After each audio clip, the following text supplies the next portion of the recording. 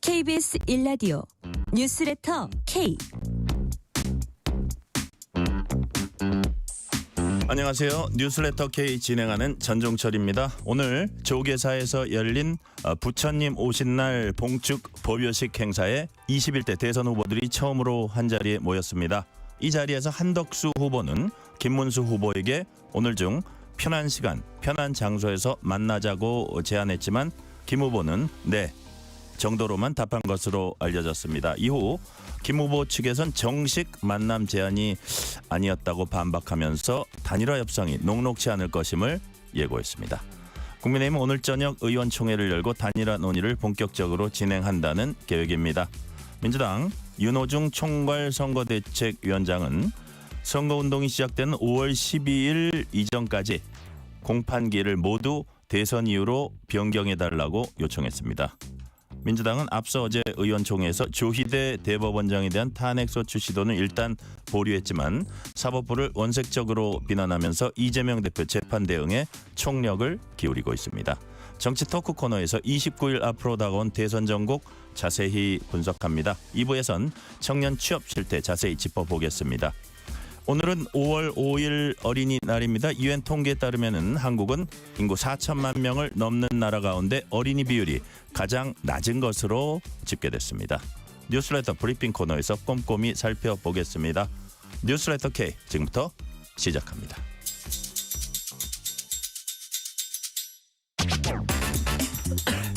뉴스레터 K 정치 토크 신주호 전 국민의힘 상근 부대변인, 박성민 전 민주당 최고위원, 이동수 청년 정치크루 대표 나오셨습니다. 어서 오세요. 네, 안녕하십니까. 오늘 복장도 조금 더 자유로우신 것 같아요. 평소 때보다. 그래도 나름 쉬는 날인데. 그쵸? 그러니까 저희는 나와 있습니다. 너무 이렇게 빡빡한 옷보다는 쉬는 날에도 일하시는 거네요. 그럼요. 그죠? 네. 자. 불러주셔서 감사합니다. 아유 무슨 말씀. 오늘이 어린이날이기도 하고 부처님 오신 날이기도 하고 언뜻 보니까 사실은 절기상으로 여름에 들어간다는 입하기도 하더라고요. 오늘이 그 달력에 보니까 뭐 여러 가지가 겹친 날입니다. 근데 조계사 부처님 오신 날 행사에 이재명, 김문수, 한덕수 대선 후보들이 처음으로 한자리에 모였습니다. 자, 대선 후보들이 함께 있는 모습 우리 이동수 대표님 어떻게 보셨어요? 네, 일단 뭐 간단한 설명 드리자면은 이제 오늘 불기 2569년 부처님 오신 날 맞아서 이제 서울 종로에 있는 조계사에 이 봉축 법요식이 이제 진행이 됐고요. 말씀하신 후보들뿐만이 아니라 뭐 김재현 진보당 후보 혹은 권영국 정의당 후보도 참석을 했습니다. 참고로 이제 개혁신당의 이준석 후보 같은 경우에는 조계사가 아니라 대구에 있는 동아사로 방문을 했었는데요. 근데 아무래도 이제 오늘 가장 큰 주목을 받은 거는 이제 한덕수 전 총리랑 김문수 후보 단일화 어떻게 할 것인가, 이게 좀 언론에도 많이 나오고 좀 세간에 좀 이목이 집중이 됐었는데 여기서 이제 김문수 후보가 또 명확한 답변을 주지 않았다고 해서 이제 또 앞으로도 좀 험난한 어떤 국민의힘의 이 단일화가 좀 진행되지 않을까 이렇게 좀 전망이 되고요. 또 이제 추가로 좀 특이할 만한 게 이제 조계사에서 2012년 부처님 오신 날 행사부터 이제 사회적 약자들을 많이 초청을 했다고 해요. 그래서 이제 처음에는 뭐 쌍용차 당시에 이제 파업할 때 뭐 노조 지부장 혹은 용산 참사 유가족 대표 이런 분들을 많이 모셨었는데 이런 관행이 이제 윤석열 정부 들어가지고 좀 잠시 중단이 됐었다고 합니다. 2023년도에 조계사에서 이태원 참사 유족분들을 모시려고 했었는데 좀 관계자에 따르면은 이제 용산 대통령실에서 용산 이태원 참사 유가족들을 초청하면은 대통령이 좀 행사에 참여하지 않겠다는 뜻을 비친 것으로 안다, 뭐 이런 말이 좀 전해졌습니다. 근데 이제 올해는, 그러니까 오늘은 이제 뭐 제주항공 참사 유가족이라든지 전세 사기 피해자분들 이런 분들을 또 모셔서 행사를 진행했다고 합니다. 네, 자 박소민 최고위원님 어떻게 보셨어요? 오늘 대선 후보가 한 자리에 모인 모습. 사실 뭐 이 자리에서 어떤 유의미한 대화가 오가기는 어려웠을 것 같아요. 아무래도 이제 부처님 오신 날 행사다 보니까 그냥 다들 뭐 웃는 얼굴로 이렇게 자리를 지키고 있는 모습이 대부분이었는데, 저도 말씀해주신 대로 한덕수, 김문수, 한덕수 이 두 분의 만남에 좀 주목을 했습니다. 근데 결과적으로는 역시나 한덕수 후보의 짝사랑이 이제 현재 진행 중이다 이렇게 보이는 게, 한덕수 후보는 오늘 중 만나자라고 이제 김문수 후보에게 얘기를 했고, 김문수 후보는 사실은 뭐 명확한 답을 안 줬어요. 그러니까 오늘 중 만날 계획도 없을 뿐더러 뭐 곧 만나자라고는 했지만 명확한 일정을 제시하지 않았기 때문에 네네. 사실 두 분의 만남은 성과 없이 끝났다. 지금 그러니까 한덕수 후보 측에서 지금 굉장히 애가 타는 상황이다. 이렇게 보입니다. 자, 우리 신주호 부대변인한테는 녹취 하나 듣고 여쭤볼게요. 저 계속 비슷한 얘기 이어갈라 그러거든요. 보수 진영에선 단일화라는 큰 관문 남아 있습니다. 이와 관련해서 지금 뭐 박성민 최고위원도 말씀하셨지만 한덕수 후보가 어떤 얘기를 했습니다. 여기에 관한 기자가 아무래도 질문을 했겠죠. 답변을 했을 텐데 한덕수 후보 목소리 들어보시겠습니다. 우리 김문수 후보와 내가 오늘 중으로 김문수 후보가 원하는 시간과 장소를 가리지 않고 오늘 중으로 만나자 이렇게 말씀드렸고 제가 한 3번쯤 말씀드렸습니다. 기회가 한 3번쯤 있었기 때문에 이제는 김문수 후보와 내가 만나야 할 시간인 것 같다. 그렇게 말씀을 드렸습니다. 대답은 혹시 어떻게? 뭐 확실한 대답은 안 하셨고 네 이 정도 말씀을 하셨습니다. 자, 신주호 부대변님 3번 얘기했는데 확실한 대답은 안 하셨고 네네 이 정도만 말씀하셨다고 해서는 이건 이제 우리가 보기엔 확답이라고 할 수 없고 이제 그 이후 또 과정을 보면 아니 뭐 정식 회동 제안도 아니었다 이렇게 약간 날선 반응을 김문수 후보 측에서 보였고 사실 김문수 후보가 한동훈 후보와 최종 경선 치를 때는 단일화의 필요성을 얘기하면서도 그게 득표에 좀 도움이 됐다는 관측도 있었거든요. 근데 최종 후보 선출된 다음에 분위기 좀 달라졌죠. 지금 이 상황이 어떤 상황입니까? 그러니까 제가 보기에 김문수 후보가 경선 과정에서는 당원과 국민들을 상대로 약간의 속임수를 썼던 것 같습니다. 속임수? 네. 그러니까 그렇게 센 말. 왜냐하면 지금 그 이양수 저희 당 국민의힘 사무총장도 그 SNS에 올렸는데요. 한덕수 전 총리와의 단일화를 전당대회 직후에 하겠다. 이 질문이 토론회 과정에서 있었습니다.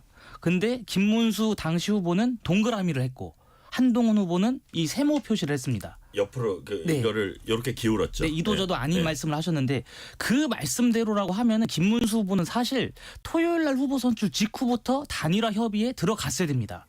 뭐 실무진끼리 협의할 필요도 없어요. 이거는 그냥 두 후보들끼리 톱다운 방식으로 하면 되는 것이거든요. 그다음에 세부적인 거는 밑에서 이제 정하더라도 그렇습니다. 그렇게 했었어야지 맞는 것인데 지금 막상 국민의힘의 공식 후보가 되니까 좀 입장이 달라지신 것 같습니다. 근데 그 입장이 달라졌다라는 게 경선 후보로 있으면서도 원래 본심은 이랬었던 것인지 아니면 경선이 끝나고 나서 입장이 변한 것인지 저희가 추측은 하긴 어렵습니다만은 지금 상황으로 보자면 김문수 후보가 경선 과정에서 한덕수 전 총리와 단일화를 하겠다 이 적극적인 입장을 내비치지 않았다라고 하면은 과연 김문수 후보가 저희 당의 후보로 공식 선출이 될 수 있었겠느냐 이러한 의구심을 내비치시는 분들도 지금 상당히 많아졌습니다. 그렇기 때문에 저는 사실상 지금 김문수 후보가 경선 과정에서 국민과 당원들께 일종의 속임수를 펼쳤다 그렇게 보고 있습니다. 자, 지금 지난 3일 김문수 후보가 국민의힘 대선 후보로 선출이 됐습니다. 그때 이제 단일화에 대한 입장 밝힌 거 그 목소리 들어보고 얘기 이어가도록 하겠습니다. 김문수 후보입니다. 우리 한덕수 후보 무소속으로 지금 되어 계시죠.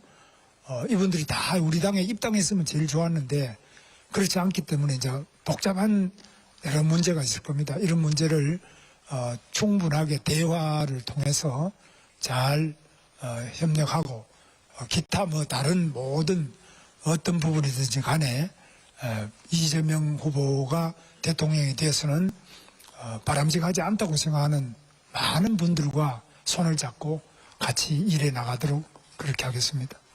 자, 이동수 대표께 한번 여쭤볼게요. 이게 사실은 뭐 이제 나중에 보면 12일 이전에 11일까지는 뭐 단일화해야 된다 이런 거 사선 의원들이 막 이렇게 촉구도 하고 그랬는데 국민의힘에서 시간이 사실 얼마 없거든요. 만약에 단일화를 하려고 한다면 근데 지금의 이 입장 차는 상당해 보여요. 어떻게 보십니까 지금 상황? 일단 저는 뭐 김문수 후보자 입장에서도 이제 양보할 뭐 어떤 의욕이라고 해야 되나요? 이게 많이 줄어든 상황이 아닐까 싶어요. 왜냐하면은 일단 본인도 많은 비용을 투입을 해가지고 이제 경선을 치렀고 이제 심지어 이제 경선이 끝나기 전에 직전에 이제 이재명 대표 그 공직선거법 사건에 대해서 대법원이 이제 유죄 취지의 파기환송을 하지 않았습니까? 그 전에는 이제 이재명 대표가 될 게 매우 유력하다라고 다들 예측을 했었기 때문에 김문수 후보 입장에서도 일단 지지층 표를 얻어야 되는 측면도 있지만은 이번 판은 어려우니까 내가 좀 통 크게 양보하는 모습을 보여야겠다라는 어떤 그 판단을 했을 수도 있을 것 같아요. 그냥 신주호 전 부대변인께서 말씀하신 것처럼 뭐 속임수를 썼다까지는 생각하지 않는데, 근데 아무래도 상황이 이걸 잘하면 될 수도 있겠네라는 좀 식으로 이제 변하고 있다 보니까는 김문수 후보자 입장에서도 굳이 이제 좀 양보를 안 하지 않을 양보를 이렇게 막 예전처럼 막 통 크게 하려고 하지는 않지 않을까 이렇게 생각이 되고요. 네. 전 시간은 결국에 이제 당 소속인 김문수 후보자 편이라고 보는 게 아무래도 이제 한덕수 후보자 같은 경우에는 끝까지 이제 완주를 하려고 할 경우에는 무소속으로 나갈 수밖에 없는데, 무소속은 뭐 기호 측면에서도 그렇고 어떤 선거 비용 측면에서도 그렇고 이제 좀 정당 후보자에 비해서 좀 이렇게 불리할 수밖에 없지 않습니까? 그래서 네네. 아마 그걸 노리고서라도 계속 이제 시간을 끌려고 하지 않을까 김문수 후보가, 저는 그렇게 생각을 하고 있습니다. 그러니까 예를 들어서 박상민 의원님 이게 이런 게 있으면 사실 무소속 후보들이 이게 길어지면 되게 불리하거든요. 그러니까 네. 김문수 후보 측에서 뭐 그런 생각까지도 하고 있는 것 같아요. 지금 상황 어떻게 보세요? 뭐 이제는 김문수 후보가 사실 갑이 된 거죠. 그러니까 그동안에는 이 치열한 접전 끝에 김문수 후보가 최종 후보로 선출이 됐고, 그 과정 가운데에서는 한덕수 이름을 거론하면서, 한덕수 후보의 이름을 거론하면서 뭐 을지문덕 이런 이야기도 하면서 마케팅을 굉장히 세게 했거든요. 그러니까 한덕수 후보를 활용해서 본인은 1위로 올라선 거고, 근데 네. 막상 진짜 1위가 되고 나서는 한덕수 후보에게 순순히 나의 자리를 내어줄 수 없다. 이게 어떻게 얻은 자리인데 라는 생각을 하는 것 같습니다. 그러니까 쉽게 말하면 뭐 화장실 들어갈 때랑 나올 때랑 마음이 다르다 이런 얘기 하잖아요. 지금 딱 김문수 후보가 그런 상황인 것 같아요. 그리고 말씀해 주신 대로 시간 같은 경우에도 지금 굉장히 뭐 급해요. 당에서는 사실 뭐 공식적으로 후보에 대한 홍보물 이런 거 제작하려면은 뭐 네. 7일 이쯤에는 끝내야 된다라고 하더라고요. 근데 지금 보면 7일은 뭐 이미 물 건너 간 것 같고, 지금 시한으로 볼 수 있는 게 5월 11일인데 12일, 13일에 이 대선 후보자 등록이 있고, 그다음에 26일, 27일에 투표 용지 인쇄가 있습니다. 네네. 그렇기 때문에 이 5월 중에 이루어져야 되는 날짜들을 고려해 보면 사실 시간이 진짜 없거든요. 근데 김문수 후보 측에선 최대한 시간을 끌려고 하고 딱히 급한 게 없는 모양새를 보이게 되면서, 이러다가 저는 한덕수 후보의 출마 자체가 좌절될 수 있다, 단일화 자체가 엎어질 수 있다 이렇게 보이기도 합니다. 그러니까 김문수 캠프 쪽에서는 이게 우리가 절대로 서두를 상황이 아니다. 좀 나쁘게 말하면 저쪽을 좀 고사시켜야 된다.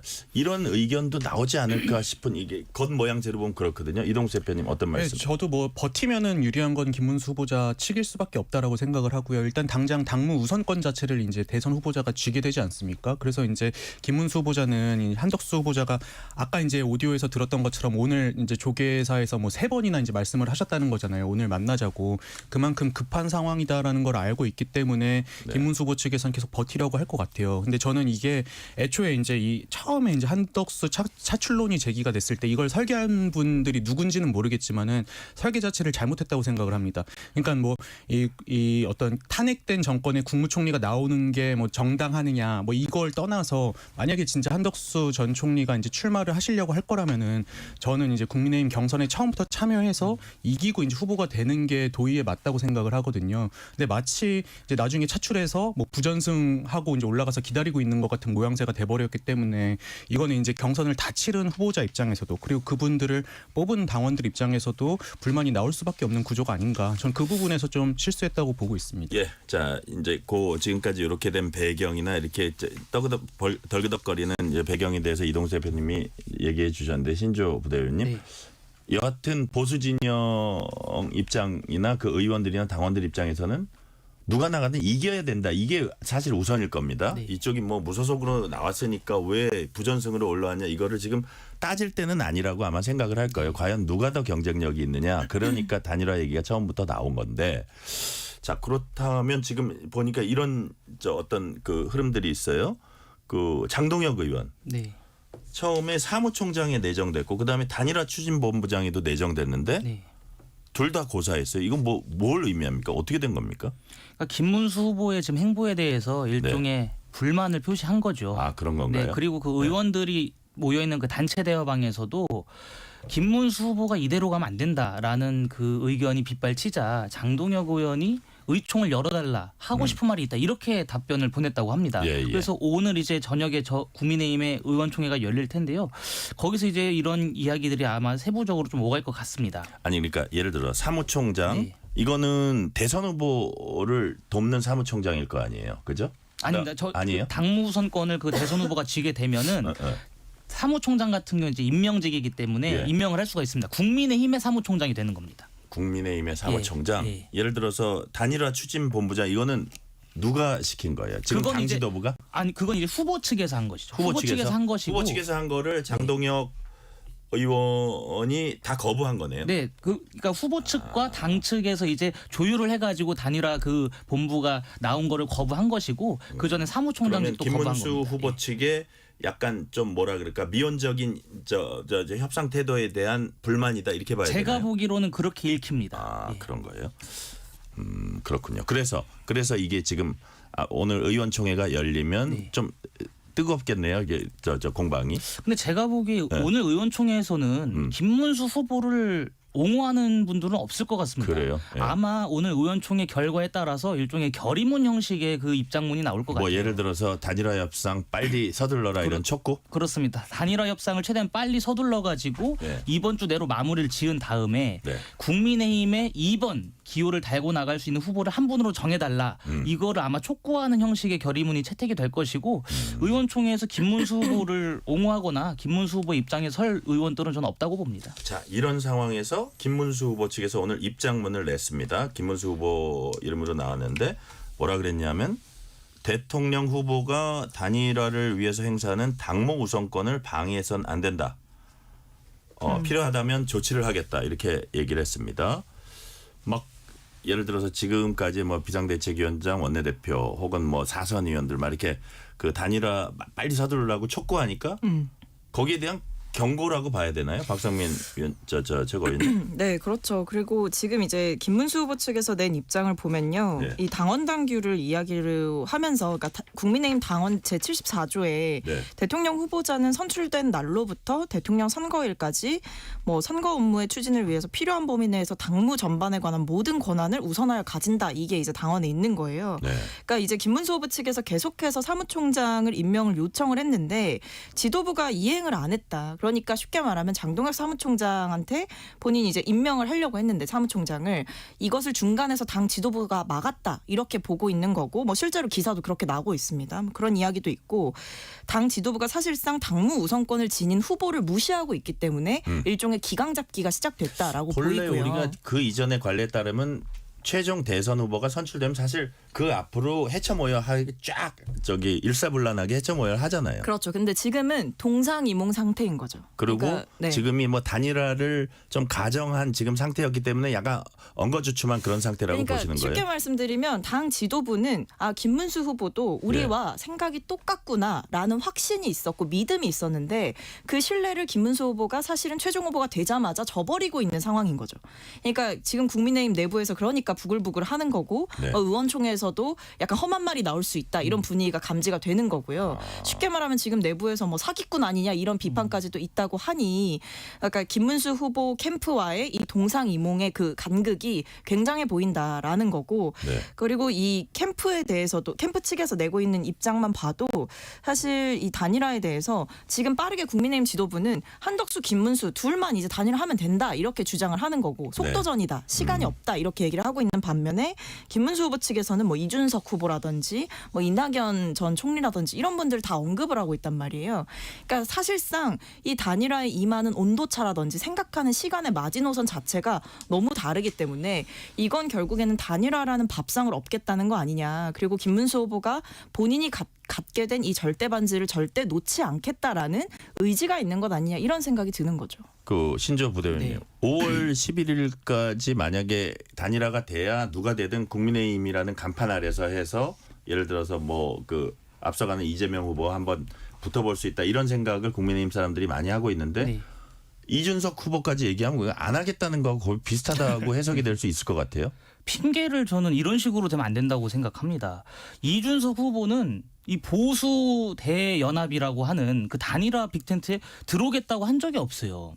들어오겠다고 한 적이 없는 분을 갖다가 계속 우리가 이 사람이랑도 단일화를 해야 되니까 네. 지금 당장 우리가 시급하게 할 수 없다. 이런 식의 입장을 내는 것은 저는 국민 기만이라고 봅니다.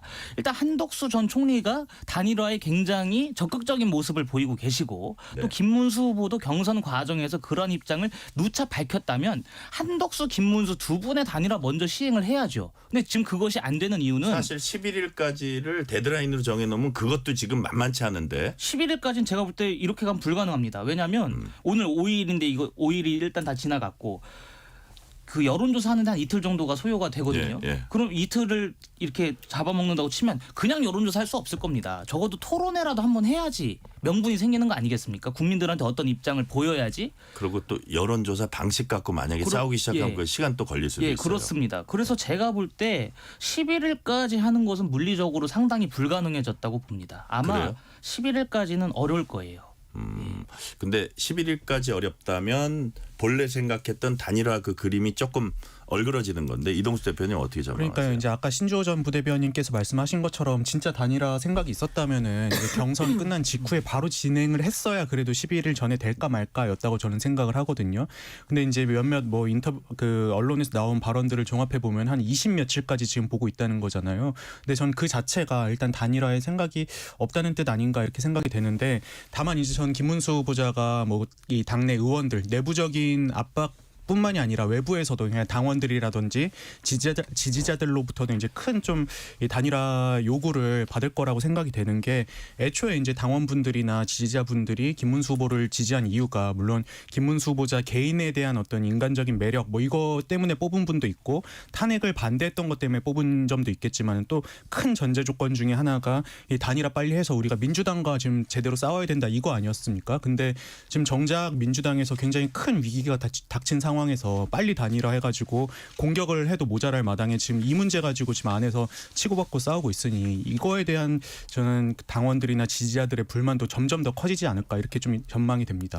보수 진영 단일화가 본격적으로 수면 위로 올라오니까 박경미 민주당 선대위 대변인은 김문수 한덕수 단일화가 극우 세력과 내란 세력 결탁에 불과하다 이렇게 평가절하했습니다. 자, 박성민 최고위원님 이게 무슨 뜻이에요?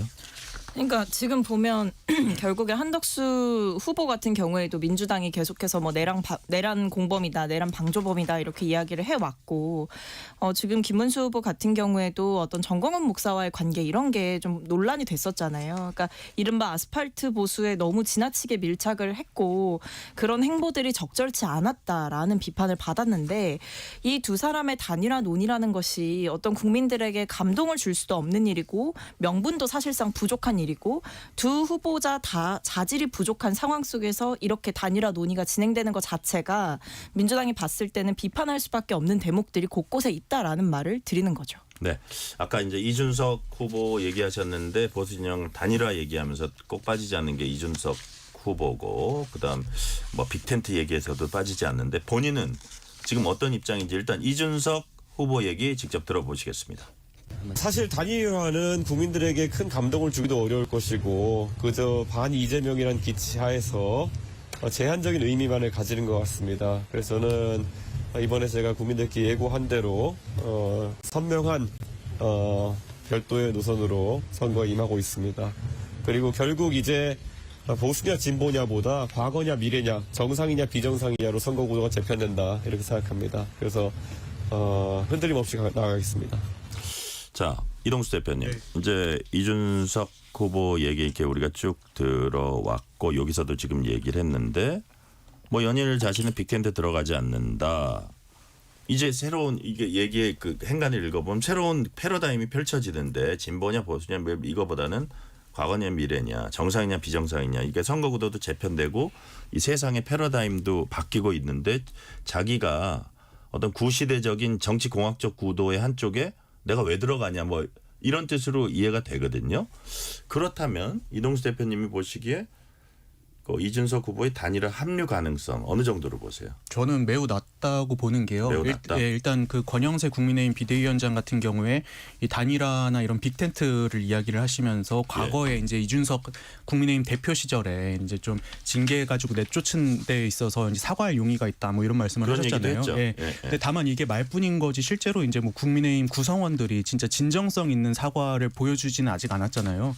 여기에 이제 앙금이 있는 상황에서 더군다나 이제 이준석 후보자 같은 경우에는 본인이 그동안 이제 주장해왔던 어떤 개혁적인 정치에 대해서 지금 이 단일화를 할 경우에 명분이 사라지는 거지 않습니까? 왜냐하면 그냥 이재명 후보자와 맞서야 된다는 이유 하나만으로 지금 생각도 다 다르고 이념도 다른 이 집단들이 과연 뭉치는 게 맞는가? 이 부분에 대해서 아마 이준석 후보자 개인뿐만이 아니라 그 지지층도 좀 반대하지 않을까 싶어요. 그리고 지금 이 거대 양당의 상황이 국민의힘도 이 단일화 문제도 그렇지만 민주당 같은 경우에도 이재명 대표의 사법 리스크 때문에 다시 한번 또 위기가 온 상황이지 않습니까? 이런 상황에서 이제 양당 다 싫다는 이 유권자들이 개혁신당으로 향할 가능성이 좀 높아진 상황에서 이준석 후보자 입장에서는 굳이 이거를 양보할 필요가 있을까? 오히려 이제 좀 유의미한 득표를 할 경우에는 대선 이후에 이제 보수 진영의 지각 변동의 구심점이 될 수도 있는데 이 기회를 쉽게 놓지는 않을 것 같습니다. 네.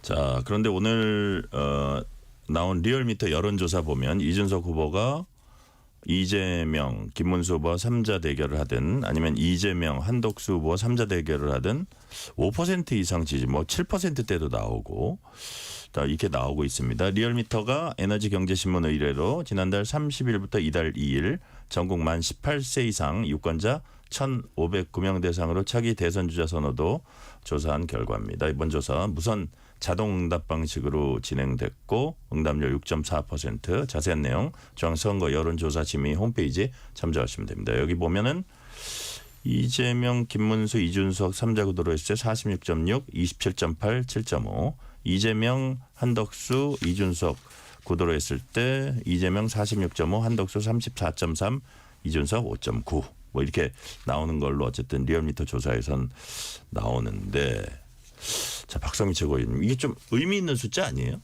이 정도면? 의미 있다고 봐야죠. 예. 그리고 지금 보면 방금 읊어주신 숫자만 봐도 김문수 후보가 국민의힘의 최종 후보가 그냥 확정이 된다. 그러니까 단일화가 쉽게 말하면 엎어진다라고 생각을 했을 때 이준석 후보가 사실은 생각보다 많은 득표를 할 수도 있다라는 생각이 들어요. 그러니까 보수 지지층 중에서 김문수 후보를 투표하기는 좀 어렵다라는 생각을 하시는 분들이 이준석 후보로 지지를 옮겨갈 수가 있는 상황이기 때문에 지금 상황에서 사실 이준석 후보는 대선에서 최종적으로 승리해서 대통령이 되겠다라는 목적보다는 본인이 가지고 있는 어떤 정치적인 저력을 확인하는 장으로 이 대선판을 저는 활용할 것이다라는 생각이 들거든요.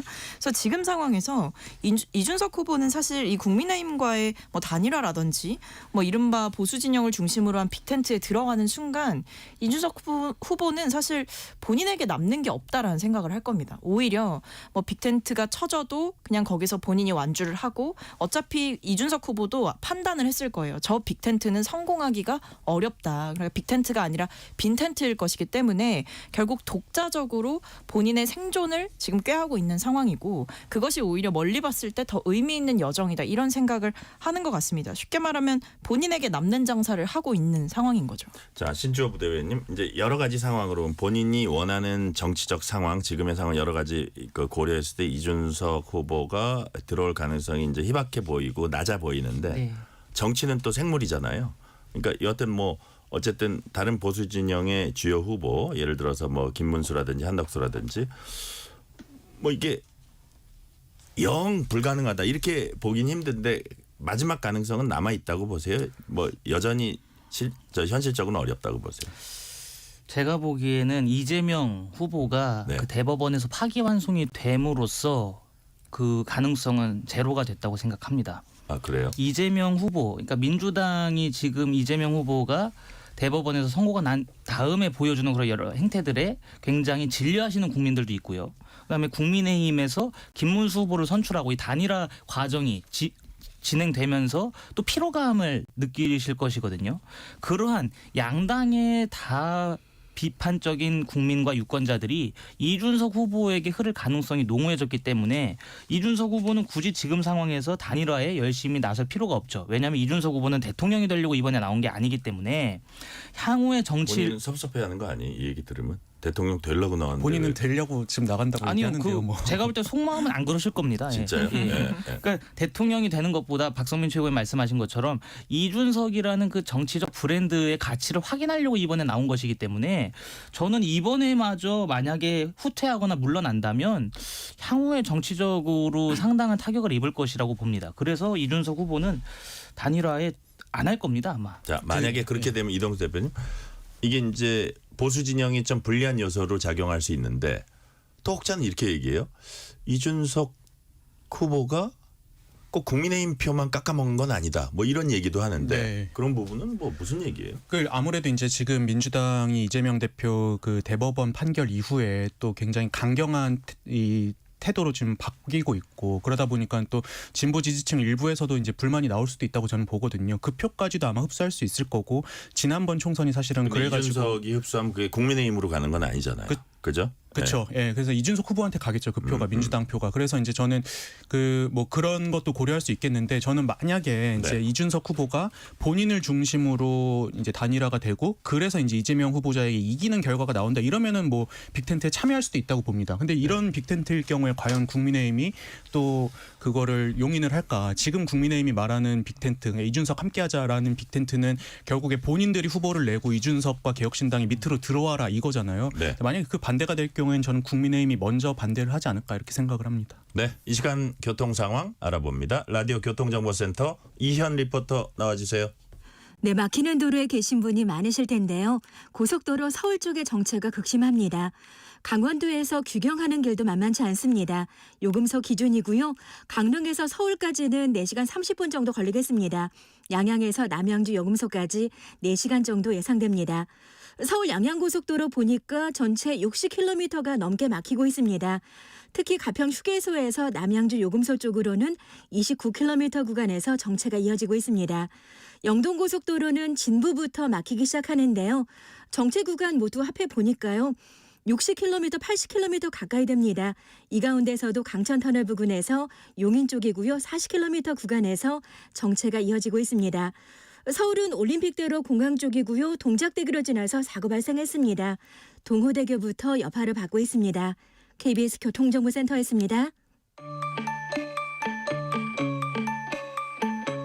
퇴근길, 당신과 함께 읽는 세상 이야기. KBS 1라디오 뉴스레터 K. 문자 샵 9730, 짧은 문자 50원, 긴 문자 100원. 어플리케이션 콩은 무료. 유튜브 KBS 1라디오 계정 채팅창도 열려 있습니다. KBS 1라디오 뉴스레터 K 정치 토크 신주호 전 국민의힘 상근 부대변인 박성민 전 민주당 최고위원 이동수 청년 정치크루 대표와 얘기 나누고 있습니다. 한동훈 전 대표 얘기 잠깐 해볼게요. 자, 최종 경선에서 이제 김문수 후보에게 패했습니다. 7일 날 뭐 해단식을 한다는 얘기도 나오던데 전당대회에서 이제 패한 다음에 저도 뒤에서 응원하겠다. 뭐 예를 들어서 내 온몸을 던져서 뭐 그 전까지는 이재명 후보의 집권을 막겠다 뭐 이런 식으로 강하게 얘기했었는데 응원하겠다는 응원이라는 표현을 썼고요. 자, 김문수 후보 측이 공동 선대위원장 자리 제안했지만 조금 생각해 보겠다고 답변했다고 이렇게 지금 전해졌거든요. 자, 좀 망설이는 듯한 모습인데 신주호 부대변인 보시기에 그 이유가 뭘까요? 그러니까 김문수 후보가 네. 공식 후보로 선출된 다음에 이걸 일방적으로 얘기를 한 겁니다. 어떤 걸요? 공동선대위원장으로 모시겠다 이렇게 일방적으로 얘기를 했기 때문에 사전에 협의가 안 된 것에 대해서는 분명히 한동훈 후보 측에서도 정정을 할 필요가 있었고 네. 지금 이런 겁니다. 김문수 후보 같은 경우에는 계엄에 대해서도 약간 애매모호한 입장을 내비쳤고 탄핵에 대해서도 완강히 반대했습니다. 그런데 한동훈 전 대표는 계엄에 완강하게 반대를 했고 탄핵에 대해서도 찬성을 하면서 국민 눈높이를 강조했습니다. 한동훈 대표가 김문수 후보의 선대위에 합류하게끔 만들려면 명분을 줘야 되는데 명분을 어떻게 줄 것이냐. 지금까지 김문수 후보가 냈었던 입장들에 조금이라도 변화가 없다면 사실상 참여하기가 힘든 거 아니겠습니까? 근데 뭐 제가 말 끊어서 죄송한데 그 경선 과정에서는 그런 거를 불문하고 어쨌든 하나가 돼가지고 저 이재명 후보에게 맞서겠다는 얘기는 분명히 한동훈 후보도 하긴 했거든요. 그러니까 그거에 비춰 보면은 지금 와서 뭐 명분을 달라 이런 거는 좀 뒤에서 하는 얘기 아닐까요? 뭐 그런 생각도 드는데 여하튼 말씀을 계속 해보시면요. 예. 응원하겠다. 이것도 저는 하나의 그 돕겠다라는 표현으로 봤습니다. 홍준표 전 대구시장처럼 이번 대선에서 역할은 여기까지다 이렇게 말씀하시고 탈당을 한 게 아니지 않겠습니까? 어찌되었든 아직 역할의 가능성은 남아있다. 역할의 가능성은 좀 남아있다고 봅니다. 예, 역할의 가능성은 남아있다. 자, 이동수 대표님 예를 들어서 한동훈 전 대표는 생각을 할 거예요. 지금 신조 부대변인 말씀하신 대로 사실 뭐 탄핵 관련해서도 입장이 전혀 달랐고 아니 그래도 이제 최종 후보가 누가 되면 그런 부분에 대해서는 좀 전향적으로 바뀌어야 되지 않냐는 생각도 하고 있고 이런저런 생각을 하고 또 하나는 이런 생각을 할 겁니다.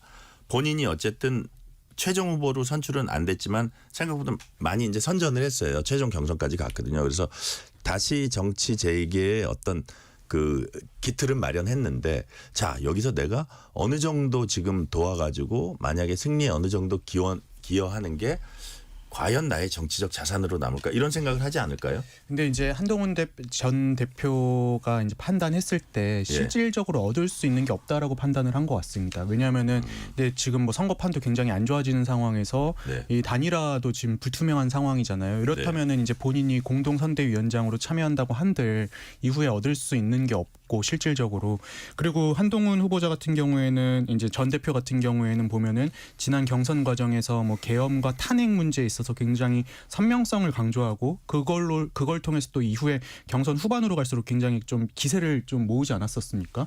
근데 여기서 갑자기 이 생각이 전혀 다른 김문수 후보자와 본인이 손을 잡는 모습을 보여줬을 때는 그동안 강조해온 이런 정당성, 면분 이런 걸 잃게 되기 때문에 저는 아마 한동훈 전 대표 같은 경우에는 이 대선 이후를 생각해서 본인의 어떤 정체성을 지키는 방향으로 가는 선택을 한 게 아닌가 생각이 되고요.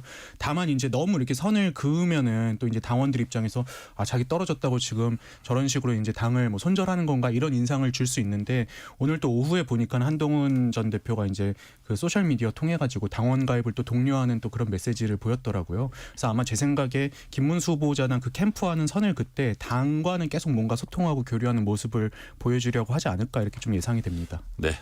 주제를 좀 바꿔볼게요. 이번엔 대법원 판결 후폭풍입니다. 민주당이 어제 긴급 의원총회를 열고 조희대 대법원장 탄핵 여부 논의했지만 결론은 보류였습니다.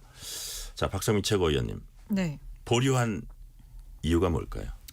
뭐 일단은 좀 대법원장 자체에 대한 탄핵은 좀 신중해야 된다라는 얘기가 있었던 걸로 보이고요. 그러니까 다만 그럼에도 불구하고 지금의 상황, 그러니까 파기환 송심 결정을 내린 것, 그리고 그것을 결정하기까지 시간이 이례적으로 짧았던 것, 이른바 답이 정해져 있었던 파기환 송심이 아니었느냐라는 이런 비판과 의심을 증명해 나가는 방법, 그리고 확인하는 방법은 단순히 탄핵에만 있는 것은 아니다라는 공감대가 있는 걸로 보입니다. 그래서 뭐 법사위 차원에서의 조사라든지 아니면 그리고 계속해서 대법원을 향해서 뭐 로그 기록을 공개를 해라. 그러니까 이 그동안의 모든 기록, 그 6만여 장이 된다라고 하는 그 기록을 다 확인했고 철저한 검증이 있었다라는 객관적인 증거를 보여달라. 이런 이야기들을 여러 면에서 이제 촉구를 하고 있는 걸로 보이고요. 그래서 지금 당에서는 할 수 있는 모든 수단을 동원해서 이번 판결의 부당성을 밝혀보겠다라는 생각인데 그것이 단순히 이제 탄핵을 통해서만 할 수 있는 것은 아니다라는 결론이 선 것 같습니다. 자, 오늘 또 민주당이 입장이 하나 나온 게 있어요. 민주당 일단 대법원장 탄핵소추 보류했지만 다른 방식으로 이제 사법부에 대한 압박을 이어가는데 윤호중 민주당 총괄선대본부장이 오늘 기자간담회 통해서 대선 후보자 공판기를 대선 이후로 변경해야 한다 입장을 내놨습니다. 윤호중 위원장 얘기 들어보시겠습니다. 저는 오늘 조희대 대법원장에게 요청합니다. 이번 대선에 출마하는 후보의 등록이 완료되고 선거운동이 시작되는 5월 12일 이전까지 선거운동 기간 중 잡혀있는 출마 후보들에 대한 공판 기일을 모두 대선 이후로 변경하십시오. 다시 한번 강조합니다. 국민의 선택권을 제한하고 참정권을 유린하는 헌법 파괴 행위를 즉각 중단하십시오. 자, 공판기일을 모두 대선 이유로 변경하라고 했는데 역시 이 가운데 민주당은 아무래도 공직선거법 2심 판결이 뭐 나오지 않았으면 하고 바라는 것 같아요. 그게 가장 이제 발등의 불이기 때문에. 자, 그렇다면 뭐 최종심까지는 어차피 물리적으로 힘들다고 보고 이동수 대표님 네. 공직선거법 2심 판결이 나오지면 않았으면 하는 것으로 보이는데 민주당은 만약에 연기하지 않으면 입법부에 국민이 부여한 모든 권한을 동원해서 사법 쿠데타가 진행되는 걸 막겠다. 자, 이거는 탄핵이라는 카드를 언제든지 호주머니에서 꺼낼 수 있다 이런 뜻인가요? 네, 저도 뭐 그런 의도로밖에 보이지 않습니다. 일단은 이 박성민 전 최고께서 말씀하신 것처럼 일단 탄핵을 처음엔 추진하려고 하는 듯 보이다가 이후에 다시 무르지 않았습니까? 아무래도 이제 뭐 대법원장을 탄핵하고 이런 이슈들이 특히 이제 중도층이나 이런 분들 봤을 때 부정적으로 작용할 수밖에 없기 때문에 이제 이 민주당에서 한 발 물러선 거라고 보는데요.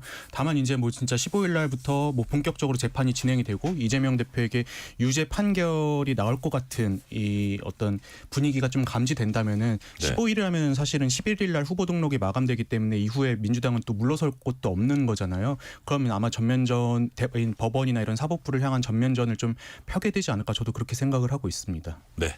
자, 신지호 부대변인 입법부에 국민이 부여한 모든 권한 동원해서 사법 쿠데타가 진행되는 걸 막겠다 이렇게 얘기를 했는데 아까 이제 박성민 최고위원님은 뭐 다른 방안들 뭐 로그 기록 확인 요청을 한다든지 아니면 예를 들어서 뭐 탄핵 이런 것들은 너무 좀 지금 강한 그거니까 일단은 법사위 청문회나 뭐 특검이나 이런 것도 고려할 수 있다 그런 말씀을 하는데 이와 함께 어떤 그 법안을 만드는 작업들이 지금 진행되고 있어요. 예를 들어서 대통령이 되면 진행 중이던 재판을 멈추게 하는 법안이라든지 네. 아니면 그 대법관의 정적수를 30명으로 늘리는 거라든지 네. 이런 부분은 국민의힘은 어떻게 보고 있는 거예요? 민주당이야말로 입법 구태타를 벌이고 있는 것이죠. 그러니까 윤호중 이 본부장이 왜 이런 입장을 냈는지 좀 모르겠습니다. 그러니까 윤호중 의원 말대로라고 하면은 선거가 다 끝난 다음에 재판을 받겠다 이거 아니겠습니까? 그런데 민주당은 지금 형사소송법 개정을 통해서 대통령이 당선되면은 진행 중이던 재판을 중지해야 된다 이렇게 냈어요. 그러니까 민주당 안에서도 지금 이 당황을 했는지 자기들끼리도 지금 의견이 엇나가고 있는 겁니다. 이런 식으로 해서 어떻게 국민의 선택을 받겠다는 겁니까? 그리고 진짜 민주당이 이재명 후보가 당당하다고 하면은 재판을 미룰 게 아닙니다.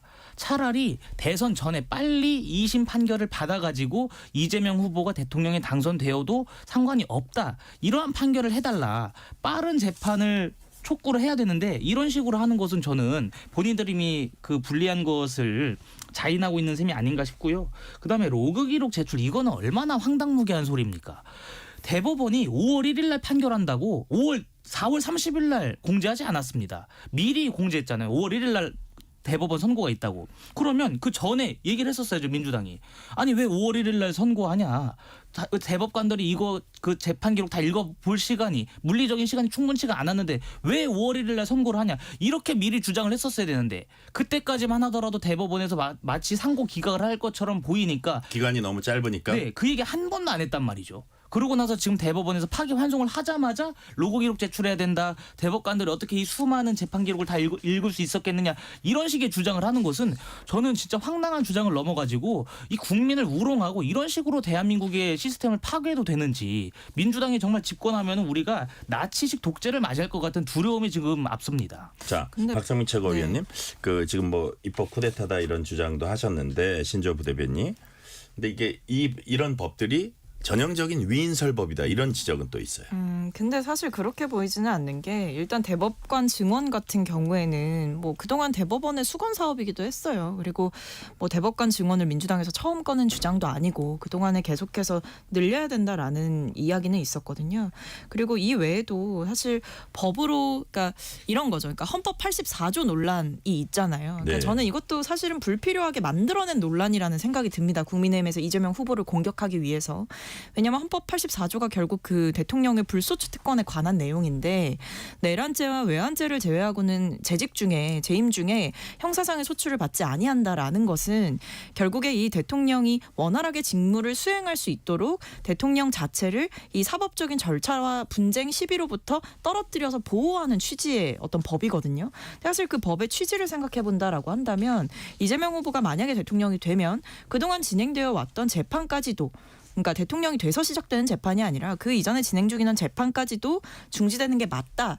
라는 게 민주당의 일관된 주장이었고 사실 법조 전문가들 중에서도 이런 주장이 많습니다. 근데 이것에 대해서 계속해서 논쟁을 벌이고 뭐 국민의힘 측에서는 아니다. 진행 중이던 재판은 대통령이 돼도 그대로 가는 거다. 이런 주장들이 있다 보니 이런 불필요한 논쟁을 종결짓기 위해서라도 상식을 어떤 법제화하는 것이 진행이 되고 있는 것이죠. 그러니까 불필요한 논란을 만든 사람에게 책임이 있는 건지 불필요한 논란을 종식시키기 위해서 법을 만든 사람에게 책임이 있는 건지 좀 따져봐야 된다라고 생각을 하고 저는 국민의힘 측에서 촉발시킨 논쟁이야말로 오히려 사회의 혼란을 더 가중시키고 있지 않나라는 생각이 들고요. 네. 이 윤호중 그 선대본부장의 말씀은 뭐냐면 헌법상에 이 후보자들에게 공정하게 선거운동을 보장해야 된다라는 게 있어요. 근데 지금 이 유죄 취지 파기환송심 관련해 가지고 첫 공판기일이 잡힌 게 15일이고 이건 선거운동 중이거든요. 기간 중에. 그러니까 쉽게 말하면 다른 후보들 다 선거운동하고 있는데 이재명 후보만 구태여 이제 여길 가야 될 수도 있는 상황인 거죠. 그러니까 이런 거 자체가 지금 1심에서 유죄 나왔고 2심에서 무죄 나왔던 사건을 아주 단시간 내에 갑자기 이례적으로 유죄 취지로 이렇게 판결을 바꿔버리는 이런 대법관들의 행태도 이해하기가 어렵고 심지어 이 공판기일 날짜조차도 사실은 이재명 후보에게 좀 불리하게 형평성 논란이 제기될 만한 시점이기 때문에 이런 문제 제기들을 하는 겁니다. 네. 제가 짧게 말씀을 드리면 대통령에 당선되어도 당선된 이후에 재판이 중지돼야 된다. 이것이 민주당의 일관된 주장이라고 하셨는데 전혀 틀린 말씀입니다. 지난 2017년에 홍준표 당시 자유한국당 후보도 뭐 관련 법령 때문에 2심에서 무죄를 받고 대선에 출마를 했거든요. 그때 민주당이 계속해서 뭐라고 했냐면 재판 진행 중인 후보에게 나라를 맡겨도 된다고 생각하는 국민은 없다. 재판이 진행 중인 후보는 대통령 자격뿐만 아니라 대통령 후보의 자격도 갖추지 못했다. 홍준표 후보가 대통령에 당선되더라도 계속해서 재판을 받으러 다녀야 된다. 이런 주장을 펼쳤어요. 민주당의 일관된 주장이 아니라 오로지 이재명 후보 한 사람에 맞춘 입장 변화, 태도라는 점을 좀 말씀드립니다. 네. 자, 이동수 대표님은 예를 들어서 지금 뭐 좀 3심 이거를 급하게 내리고 이게 이례적으로 너무 속도전을 펼쳤다 이건데 이제 국민의힘이나 대법원이나 입장은 전체적인 걸로 봐야 되고 그동안 나와 있는 내용들을 볼 때 정말 어떤 판결의 선수인 이 대법관들이 그거를 판단할 물리적 시간이 없었던 건 아니다 이렇게 하거든요. 그럼 과연 선거에 영향을 끼치기 때문에 물리적으로 판결을 내릴 수 있었는데도 안 해야 됐었는지 그런 부분은 어떻게 보세요? 그러니까 저도 이게 이제 물론 대법원이 좀 속도전을 편 감은 없지 않아 있는 것 같습니다. 근데 다만 이 공직선거법 사건 자체가 2022년 가을에 시작이 됐고 이 선거법 같은 경우에는 633 원칙이라고 우리가 흔히 얘기하는 그러니까 1심은 6개월, 2심과 3심은 각각 3개월 안에 맞춰야 된다는 그런 원칙이 있었는데 그걸 지금 계속 미루다가 이제야 좀 하게 된 거잖아요. 그 부분에서는 저는 애초에 좀 나왔어야 될 판결이 진작 나왔어야 됐다. 근데 아까 이제 신주호 전 부대변인께서 말씀하신 것처럼 그렇다면은 이제 대법원이 이제 5월 1일 날 이제 선고하겠다고 딱 발표를 했을 때 왜 그러면은 그때는 민주당이 비판을 하지 않다가 이제 와서 이제 파기환송이 나오고 나서 비판하느냐. 네. 그 부분에 있어서는 저는 민주당도 비판을 피하기는 어렵다고 보고 있습니다. 자, 이 후보 사법 리스크 대책도 바쁘게 이제 당에서 돌아가고 있습니다. 자, 이 후보가 고향 경북을 찾아서 뭐라 그랬냐면 제가 뭘 그리 잘못한 것도 개인적으로 없다. 온갖 모함을 당하긴 하지만 제가 정말 뭐가 있었다면 이 자리까지 올 수가 있었겠어요? 라고 말했습니다. 일단 신주호 부대변인 어떻게 이 발언에 대해서 어떻게 보세요? 이렇게 얼토당토 않는 소리를 하는 분이 대권 주자라는 게 저 대한민국 국민의 한 사람으로서 참 비참합니다. 뭐 잘못한 게 없는데 지금 대법원에서 유죄 취지에 파기환송을 했겠습니까? 그리고 음주운전 전과 있잖아요, 이재명 대표. 근데 뭐 본인이 잘못한 게 없습니까? 그리고 모함이라고 하는 것도 민주당 당내 경선에서 촉발된 대장동 사건 그러한 그 범법 행위가 지금까지 이어지는 것인데 모함이라고 표현하는 것은 저는 민주당 다른 당원들을 향해서도 해서는 안 될 무례한 발언이라고 생각합니다. 자, 이게 박상민 최고위원님 이게 검찰의 무리한 수사로 여기까지 온 거다 뭐 이런 뜻인가요? 그러니까 이른바 이재명 죽이기가 전방위적으로 이제 시행이 되어 왔었고 사실 윤석열 정권 들어서서 이재명 후보에 대한 어떤 탄압적인 수사, 표적 수사가 계속 이어졌다고 저는 생각을 해요. 왜냐하면 경찰에서 이제 혐의 없음으로 뭐 불송치를 했던 건도 다시 재수사해라라고 검찰이 지시를 하는 일도 있었고 예. 몇 년간 털털 털고 뭐 압수수색하고 주변 사람들 다 소환해서 조사하고 정말 뭐 윤석열 전 대통령과 이 김건희 여사 관련된 거에 대해서는 그렇게 늑장 수사를 하는 검찰이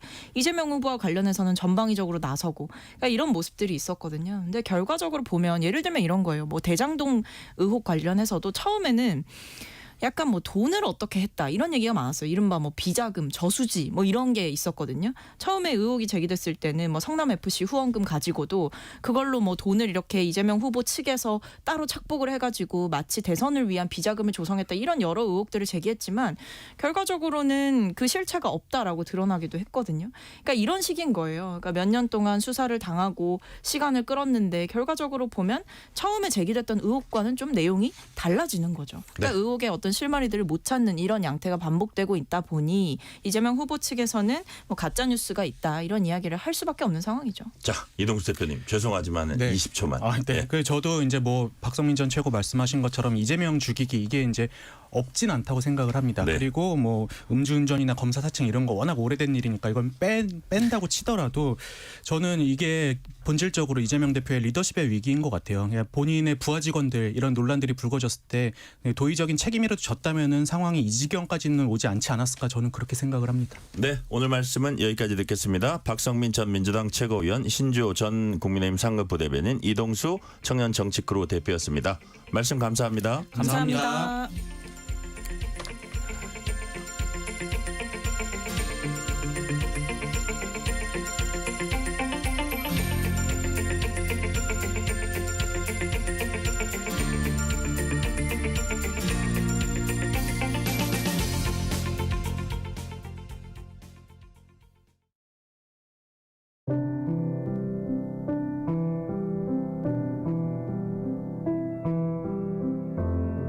KBS 라디오 연중기획 희망충전 대한민국 637번째 이야기.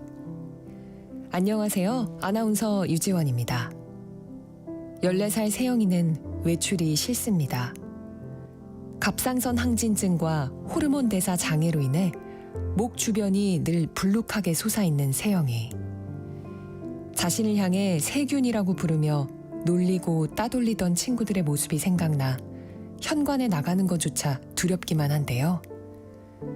하지만 집에 있어도 마음이 무겁기는 마찬가지입니다. 지적장애 경계로 일을 할 수 없는 아빠와 지적장애인인 오빠, 그리고 다발성 경화증으로 거동을 할 수 없는 삼촌까지.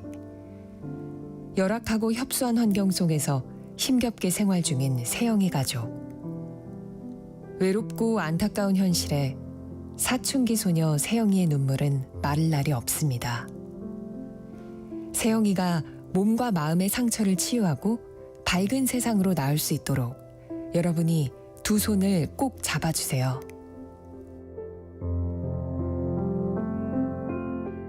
여러분의 따뜻한 손길이 희망의 빛이 됩니다. ARS 060-700-1580 060-700-1580 한 통화 3,000원으로 희망을 선물해 주세요. KBS 라디오 연중기획 희망충전 대한민국은 초록우산 어린이재단, 인탑스 주식회사, 그리고 청취자 여러분과 함께합니다. ARS 060-700-1580 한 통화 3,000원입니다.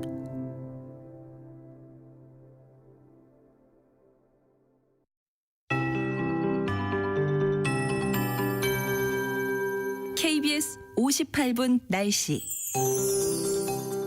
어린이날이자 부처님 오신 날인 오늘은 전국 곳곳에 비가 조금 내렸습니다.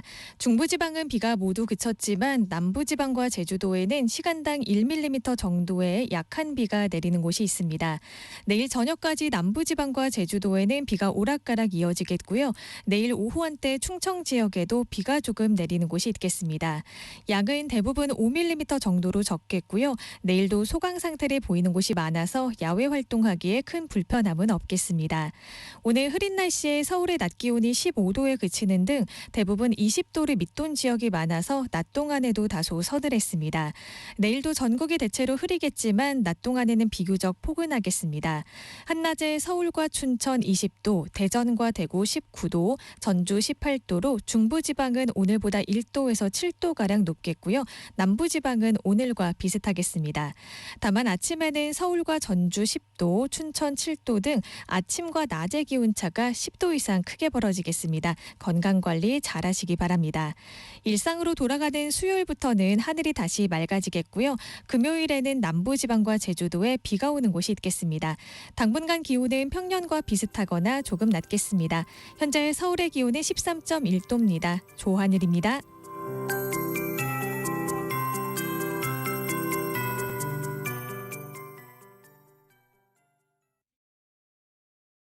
정성을 다하는 국민의 방송 KBS가 6시를 알려드립니다. AM 711kHz, FM 97.3MHz, KBS 1라디오입니다. HLKA.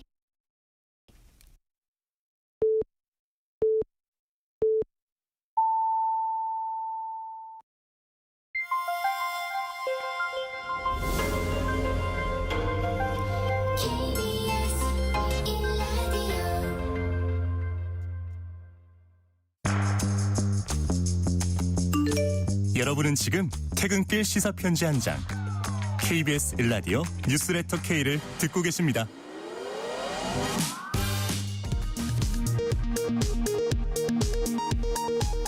이 시각 라디오 정보센터 뉴스입니다.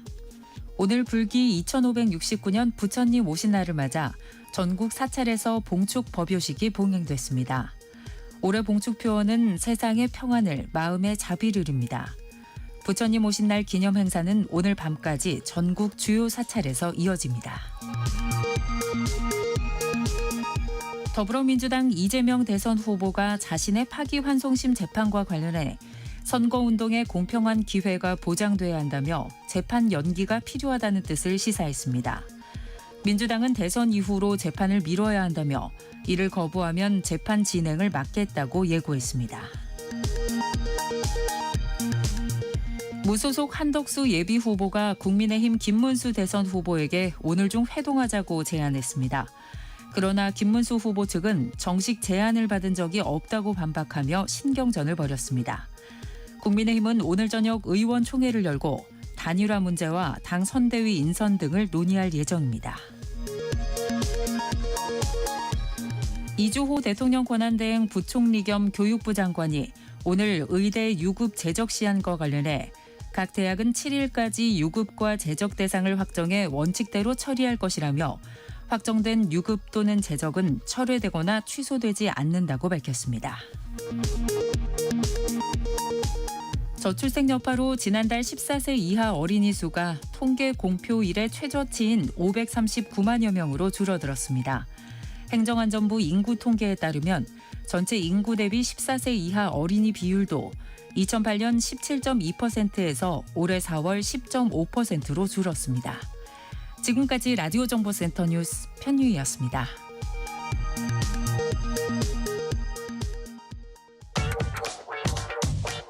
뉴스의 진수를 보여주는 인터뷰. 뉴 진수. 대학 졸업을 앞둔 학생들에게 가장 큰 고민은 뭘까요? 대부분 졸업생들 아마 취업이라고 답할 겁니다. 취업이 어렵다는 말은 어제 오늘 일은 아니지만 통계를 보면은 유독 청년 고용률 지표만 점점 나빠지고 있습니다. 스펙을 쌓고 자격증을 따고 인턴을 거쳐도 여전히 갈 길은 멉니다. 오늘은 청년들의 일자리 현실 자세히 들여다봅니다. KBS 조정인 기자와 얘기 나눠보겠습니다. 조정인 기자 어서 오세요. 네, 안녕하세요. 자, 조정인 기자가 최근에 KBS 1TV 시사 프로그램 더보다죠. 거기서 네. 청년 취업 실태 취재해서 방송을 했습니다. 그 네. 프로그램 제목이 뭐였어요? 2025 취업 보고서 제 경력은 어디서 쌌나요? 조금 깁니다. 네. 제 경력은 어디서 어디서- 쌌나요? 네, 취업 맞습니다. 보고서 네. 제 경력은 어디서 쌌나요? 제목 잘 지으셨네요. 자, 그러면 본격적으로 이제 얘기 나눠볼게요. 요즘 청년들이 취업 준비하면서 겪는 어려움 직접 만나보니까 어떤 점이 가장 크게 이렇게 와 닿았습니까? 제가 이제 올해 2월에 대학교 졸업식을 한 20년 만에 아마 다시 가봤는데 좀 예전에 볼 수 10년만 없던 아니에요? 네. 20년 만에? 네, 좀 10년인데 헷갈렸던 것 같습니다. 그렇군요. 네. 네. 예전에 볼 수 없던 특색이 좀 하나 있더라고요. 네. 그래서 바로 부모님이었는데요. 이제 보통은 이제 가족이나 부모님하고 함께 와서 뭐 졸업 촬영을 하거나 이런 경우들이 많았는데 지금은 이제 부모님이 같이 온 친구들이 얼마 없었고 인터뷰를 해보면 좀 특징이 이렇게 나눠졌습니다. 부모님이 같이 온 친구는 취업이 된 경우고 그렇지 않고 이제 친구들이나 뭐 과 동기 선후배랑 같이 있는 친구들은 대부분 이제부터 취업을 준비한다 뭐 이런 그래요? 반응이더라고요. 그래서 요즘에는 이제 예전에는 대학 졸업하고 동시에 취업이 있었는데 요즘에는 좀 그런 경우들이 뭐 굉장히 흔치 않아졌고 그리고 취업이 안 돼서 졸업을 미루는 친구들이 굉장히 많아져서 네. 뭐 그런 좀 특징들이 많이 보였고요. 또 준비할 것도 많고 뭐 경쟁도 너무 치열해서 지금 제가 입사 준비하면 합격을 못했겠다 뭐 이런 좀 생각이 많이 들었던 취지였던 것 같습니다. 조정인 기자는 지금 해도 잘 될 겁니다. 감사합니다. 겸손하신 말씀인데 네. 여튼 요즘 그렇게 그 청년들이 어렵다는 얘기고요. 네. 예전에는 스펙만 잘 쌓으면 된다 이런 말도 있었는데 요즘은 그게 잘 통하지 않는다. 이런 얘기들이 많습니다. 네. 왜 그렇습니까? 뭐 제가 이번에 대기업 한 신입 채용 과정을 한번 취재를 네. 가봤는데 사실은 이제 뭐 그 채용을 위한 기본 조건들이 있잖아요. 뭐 대학교 4년을 졸업하고 뭐 토익 점수 같은 뭐 일부 자격증 이런 기본 요건들이 있는데 사실 예전에는 정말 기본이었다면 요즘에는 이런 스펙들이 거의 이제 만점을 굉장히 고득점인 경우들이 많아서 네. 그래서 오히려 변별력이 없다 이렇게 말씀을 하시더라고요. 근데 여기에 끝나는 게 아니라 여기에 인턴 아니면 공모전 그리고 해외 경험 같은 복합적인 스펙까지 요구하는 경우들도 많았고 네. 그렇다 보니까 당연히 이제 취업 준비하는 데 드는 시간 그다음에 이런 뭐 시험을 보는 비용 이런 것도 굉장히 이제 많이 늘어났죠. 그래서 시험 하나도 뭐 몇만 원에서 10만 원이 넘어가는 경우도 많은데 그래요? 예. 네, 인턴만 한 번 하더라도 뭐 한두 학기 정도 휴학하는 경우들도 많았거든요. 그래서 일부 학생들은 이제 경제적 여건에 따라서 준비 격차가 심해진다 이렇게 하소연을 하기도 했었습니다. 네. 경쟁이 심해지고 스펙을 쌓는데 다들 또 그렇게 똑같이 스펙도 높고 네. 또 이게 뭐 학점도 다들 높고 네. 이게 저희 때하고는 많이 다르네요. 네. 뭐 저희 때는 언제라고 말씀은 안 드리겠습니다. 네. 자, 취업이 어렵다. 취업이 정말 어렵다라는 네. 말 실제 통계로도 이게 확인이 됩니까? 네, 맞습니다. 뭐 전체 고용률은 계속 늘고는 있는데 유독 청년 고용률만 뒷걸음질 치고 있거든요. 그 통계청의 경제활동 인구 조사에서 이제 가장 최근에 나온 통계가 3월인데 네. 이 전체 취업자 수를 보면 2,859만 명으로 한 1년 전보다 한 20만 명 가까이 증가를 했습니다. 그런데 청년 고용률은 44.5%로 1년 전보다 한 1.4%포인트가 낮아졌고요. 11개월 연속 감소세였고 또 4년 만에 최저를 기록했습니다. 네. 또 청년층의 고용 한파를 보여주는 또 다른 지표가 있는데요. 뭐 일자리를 구하기가 어려워서 취업만 준비하는 학생, 그러니까 졸업 후에 취업만 준비하는 청년들이 43만 명이었고 네. 또 별다른 구직 활동을 하지 않고 그냥 쉬었다. 이렇게 답한 청년층도 한 45만 5천 명 정도 됐습니다. 네네. 그래서 뭐 여기에 일을 그만둔 경우까지 더하면 한 120만 명의 청년들이 일자리를 찾지 못하고 있다. 이런 통계가 나오고 있습니다. 다 합해서 120만 명 정도가 일자리 찾지 못하고 있다는 말씀이시고요. 네. 자, 그렇다면 청년들이 이렇게 취업 문 앞에서 오래 머물게 된 가장 큰 이유 어디에 있다고 보세요? 아무래도 이제 경기 침체 여파로 기업들이 이제 채용을 좀 줄이고 있는 분위기가 있거든요. 네네. 전체 채용 규모도 줄었는데, 근데 여기에 이제 대규모 공채가 사라진 것과 관련이 그러니까요. 있습니다. 흔히들 뭐 공채의 종말이다 이런 표현을 쓰기도 하는데 뭐 예전에는 뭐 한 100명, 200명씩 기업들이 대규모로 공개 채용을 했다면 맞아요. 지금은 뭐 수시 채용으로 전환돼서 뭐 수십 명씩 뭐 0명, 00명 이런 식으로 필요한 곳에 충당될 인력들만 뽑고 있거든요. 그렇다 보니까 아무래도 조금 기업 입장에서는 바로 투입될 수 있는 경력직을 선호할 수밖에 없고 청년들 사이에서는 그러면 이제 뭐 경력직 아니면 뽑지도 않는다. 제 제목처럼 다 경력만 뽑으면 나는 어디서 경력을 쌓으라는 거냐 이런 그러니까요. 말이 나오고 있습니다. 그러니까 우리 방송 같은 경우도 미국 같은 경우에는 왜 지방 조그마한 소도시 방송에서 시작해가지고 점차 중앙으로 올라오고 또 미국도 약간 채용 시장도 그랬던 것 같아요. 이게 어떻게 보면 닮아가는데 네, 맞습니다. 기업 입장에서 보면은 되게 편리할 수는 있지만 네. 막 첫 일자리를 구해야 되는 대학생들 입장에서는 참 정말 힘든 구조라는 생각이 들고요. 네. 자, 그렇다면 특히 기업들이 신입보다는 경력자를 더 선호한다고 하셨는데 네. 그 이유 뭘까요? 네, 뭐 말씀하신 것처럼 기업들 입장에서는 아무래도 이런 비용이나 또 바로바로 쓸 수 있기 때문에 좀 네네. 편리함이 있을 거고요. 뭐 지금은 뭐 공채 예전 같으면 공채는 일단 뽑고서 필요한 부서에 이제 배치를 하는 방식이었는데 네. 그렇다 보면은 이제 교육 비용, 그다음에 기간 뭐 이런 것들이 기업 입장에서는 아무래도 다 비용으로 들어가게 되죠. 그렇죠. 근데 수시 채용은 뭐 인력 조사 후에 딱 그만큼만 채용을 하는 경우가 많다 보니까 뭐 기업 입장에서는 효용성을 높인다는 측면에서는 어떻게 보면 좀 자연스러운 흐름이기도 하고 또 최근에는 뭐 어떤 기술이 고도화됐기 때문에 기업들 입장에서는 이걸 다 가르쳐서 시작하는 것보다는 어느 정도 경력이 있는 직원들을 뽑아서 바로 투입해야 된다는 그런 약간 세계적인 흐름도 있다 이렇게 분석을 하고 있습니다. 제가 조정인 기자 지금 딱 듣다 보니까 어떤 생각이 드냐면 네. 기업 입장에서는 이런 생각을 할 것 같아요. 막 교육 비용 이렇게 들여가지고 막 뽑아놨더니 저희 같은 이제 신세대들은 그냥 이 직장이라도 있어야지 하고 계속 있는데 네. 요즘 젊은 세대들은 또 많이 옮겨요. 네, 그 맞습니다. 옮기는 거에 그렇게 거스름이 없습니다. 네. 그러다 보니까 정작 교육시키고 뭐 해가지고 키워놨더니 바로 옮긴다?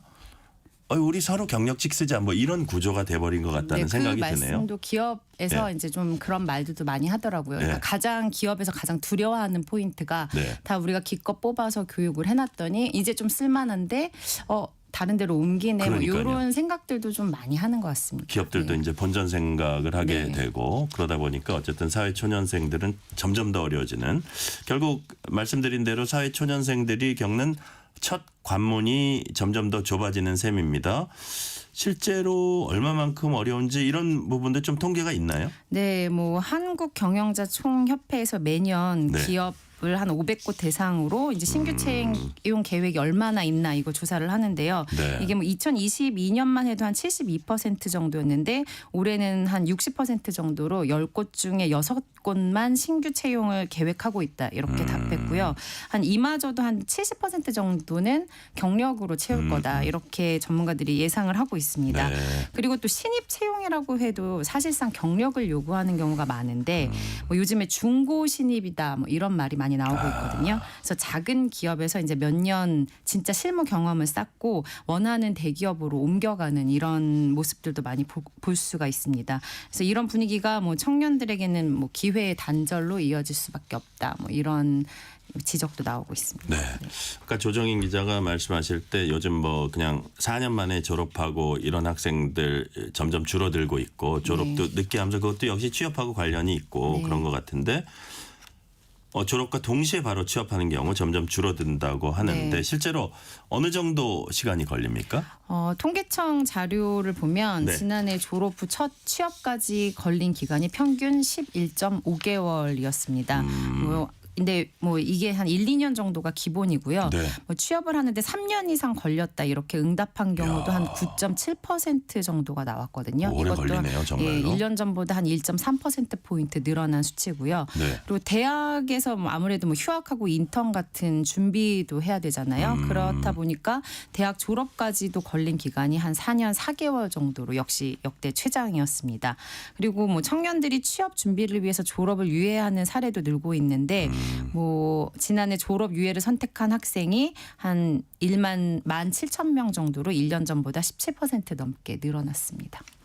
졸업 유예를 선택한 학생도 그렇게 늘어나고 대학 졸업 소요 시간이 4년 3.8개월인 거의 4년 4개월 가까이 되는 거네요. 네, 맞습니다. 오, 많이 늦어졌군요. 네.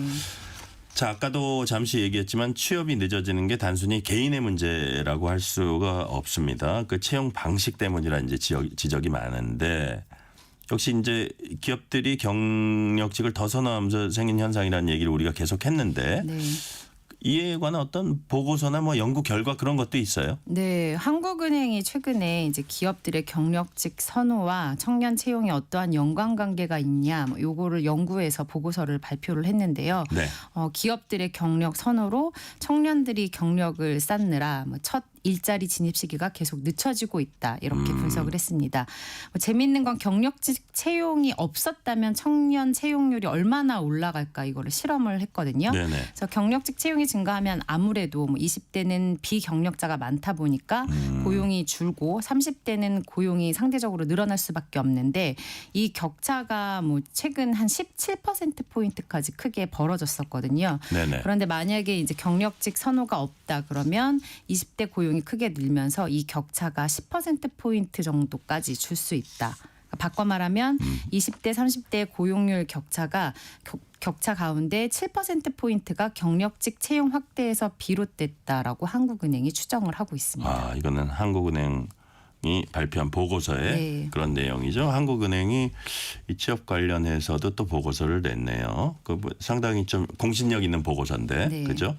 자, 그렇다면 이렇게 취업 시기가 늦어지면 당장 먹고 사는 문제 넘어서서 평생 벌어들이는 소득에도 아마 영향을 줄 겁니다. 근데 사실은 우리가 생각하기에는 당장 취업이 급할 것 같아요. 네. 아, 내 평생 소득이 줄어들면 어떡하지까지는 생각 안 하겠지만 근데 네. 어쨌든 실제로 생애 소득이 얼마나 줄어든다 이런 분석도 나와 있어요. 네, 그 한국은행 역시 한국은행 보고서에 따르면 한 30년 정도 우리가 노동 시장에 머문다고 가정을 했을 때 한 네. 취업 기간이 2년 정도 줄어들게 된다 이렇게 분석을 했거든요. 그러면 현재 이제 막 노동 시장에 진입한 시점에서 현재 가치로 이게 어느 정도 주나 환산을 해보니까 네. 한 13% 정도 전체 생애 소득이 줄어든다. 이렇게. 아, 13%. 네. 적은 퍼센트가 아닌데. 네, 그죠? 맞습니다. 예, 아무래도 예. 좀 20대 입장에서 같은 돈이어도 좀 더 그 액수가 크고 이게 나중으로 갈수록 가치가 이제 좀 더 높아지기 때문에 네. 그런 걸 좀 계산한 수치가 한 13% 정도 된다 이렇게 분석을 했더라고요. 네. 근데 이게 단순한 이 13%가 단순한 숫자가 아니라 이게 노후 자산하고도 연결되는 거 아니에요? 네, 맞습니다. 그리고 또 비정규직이나 아니면 단기 일자리로 경력 시작할 경우에 소득 격차가 더 벌어질 수밖에 없기 때문에 그만큼 이제 취업이 늦어지는 것뿐만 아니라 전체적으로 약간 소득이나 이런 데서 손해를 볼 수밖에 없는 구조적인 문제가 생기고 있다 이렇게 생각하면 될 것 같습니다. 네. 그래서 이제 이런 상황에서 사실 중소기업들이 많거든요. 네. 중소기업들도 눈여겨보자는 조언도 있지만 청년들이 선뜻 선택하지 않습니다. 근데 네. 저도 옛날에 이 경제부에 있으면서 이제 취업 관련해서 좀 이렇게 취재를 해보면 중소기업은 또 구인난이에요. 네. 그죠? 그 수많은 중소기업. 근데 거기 찾아보면 상당히 알짜배기 중소기업도 있거든요. 네. 근데 당장 우리 조정인 기자 중소기업 가고 싶으세요? 그게 선뜻 쉽지가 않잖아요. 이게 이제 어떤 기업이냐 이런 거의 네. 문제일 것 같습니다. 예. 네. 그러니까 그런 부분이 아주 딜레마인 것 같은데 청년들이 선택하지 않는 그 이유는 뭘까요? 아무래도 이제 말씀하신 것처럼 미국의 모델처럼 차근차근 스텝을 밟아가는 이런 느낌이 아니라 저희는 굉장히 그런 임금 격차나 네. 아니면 복지, 근무 환경 이런 여러 조건에서 차이가 굉장히 크게 나거든요. 네. 그 대기업과 중소기업 간의 임금 격차가 2023년 기준으로 1.98배 벌어졌다. 이런 연구 조사 결과도 쉽게 말해서 있는데 2배네요. 네, 맞습니다. 거의 2배 차이가 가까이 진짜 많이 나긴 벌어졌습니다. 나는군요. 네, 그래서 청년들은 취업난이라고 하지만 역설적으로 기업들 입장에서는 이런 이제 인재 한 명이 더 중요할 수밖에 없는데 그런 인재를 모시려면은 또 대기업일수록 이제 복지나 임금 이런 거를 조금 더 잘 줄 수밖에 없거든요. 그래서 이제 좀 약간 갭이 더 커지는 그런 현상도 있고 정말 이제 중소기업에서 일을 시작하려면 노동시장의 이중 구조 개선이 뭐 시급하다 이런 문제를 정부가 노력해야 된다. 한국은행도 이렇게 조언을 하고 있습니다. 그러니까 노동시장의 이중 구조 개선 이것도 말이 그렇지 네. 그게 또 쉬운 문제가 아니에요. 맞습니다. 그죠? 네. 네, 여하튼 그 취업하는 그 취업 희망자들 입장에서 보면 우리가 입장을 바꿔놓고 봐도 야 이게 중소기업 중에 저 알짜배기가 어디 있지? 그리고 그러니까 논리적으로 생각하면 중소기업 중에 좀 괜찮은 데를 가서 경력을 쌓고 네. 그 경력으로 자기가 대기업을 가고 싶다면 가면 되는데 네. 심리적으로는 또 어때요? 처음에 중소기업을 시작하면 계속 거기 머물러 있을 것 같다는 약간의 뭐 위기감이나 그런 그러니까 뭐라 그럴까 근거 없는 그런 네. 생각 때문에 가기 힘든 면도 있지 않겠어요? 그래서 아무래도 이제 경력직으로 옮기는 경우도 많지만 중고 신입이란 말이 있는 것도 이제 네네. 그런데 들어갔다가 다시 재입사를 하는 거거든요. 경력으로 옮기는 게 아니라 그래서 그런 이제 심리적인 그런 압박이나 이런 걸 잘 보여주는 현상이 그러니까 하나인 지금 것 조정인 같습니다. 기자 말씀하신 네. 거는 예를 들어서 우리가 A란 대기업에 있다가 B란 대기업으로 갈 때는 어떤 경력을 인정받아 가지고 네. 처음부터 가면서 뭐 선임으로 간다든지 네. 옛날로 치면 약간 대리 과장 사이에 그거를 선임으로 많이 부르더라고요. 네. 그렇게 간다든지 하면은 그게 큰 문제가 없는데 예를 들어서 그보다 훨씬 작은 기업에 있었던 거는 똑같이 대기업에 있었던 것처럼 경력으로 잘 쳐주지 않는 경우가 많은가 보죠. 네, 아무래도 이제 그 경력이라는 것도 한계가 있을 수밖에 없고 기업에서 이제 모집하는 분야나 이런 게 안 맞을 수도 있거든요. 자기가 일했던 분야하고 네네. 그래서 이제 그런 것보다는 약간 그거를 실무를 바탕으로 삼아서 다시 중고로 해서 다시 대기업에 도전하겠다 이런 청년들도 좀 늘고 있는 현실입니다. 아, 그렇군요. 네. 자, 그렇다면 우리가 이제 제도적으로 만약에 보완할 게 있으면 그 제도적으로 좀 보완을 해줘야 되고 그러니까 뭐 우리 사회가 국가가 또 해야 될 일이 바로 그건데 네. 우리 조정인 기자 보시기에 이런 현실 속에서 청년들에게 꼭 이런 정책 이런 제도가 있었으면 좋겠다 싶은 거는 어떤 게 있을까요? 사실은 이제 첫 일자리를 연결해 주는 제도적인 지원이 가장 절실해 보이는데요. 최근 네. 청년들이 뭐 인턴이나 뭐 일 경험하는 프로그램들이 굉장히 많은데 이게 네네. 단기성으로 끝나는 경우들이 굉장히 많거든요. 네네. 실질적으로 채용으로 이어질 수 있으려면 뭐 기업에게 고용 보조금이나 뭐 세제 혜택 등을 주는 등의 뭐 이런 정책들이 좀 있으면 좋을 것 같고 네네. 또 당장 쉽게 할 수 있는 정책으로는 뭐 채용 박람회 같은 것도 지금 보니까 뭐 굉장히 드문드문 열리고 있어. 네. 한 번 열릴 때마다 뭐 청년들이 몇만 명씩 와갖고 이제 듣고 그래요. 가고 뭐 이런 현실이거든요. 그래서 네네.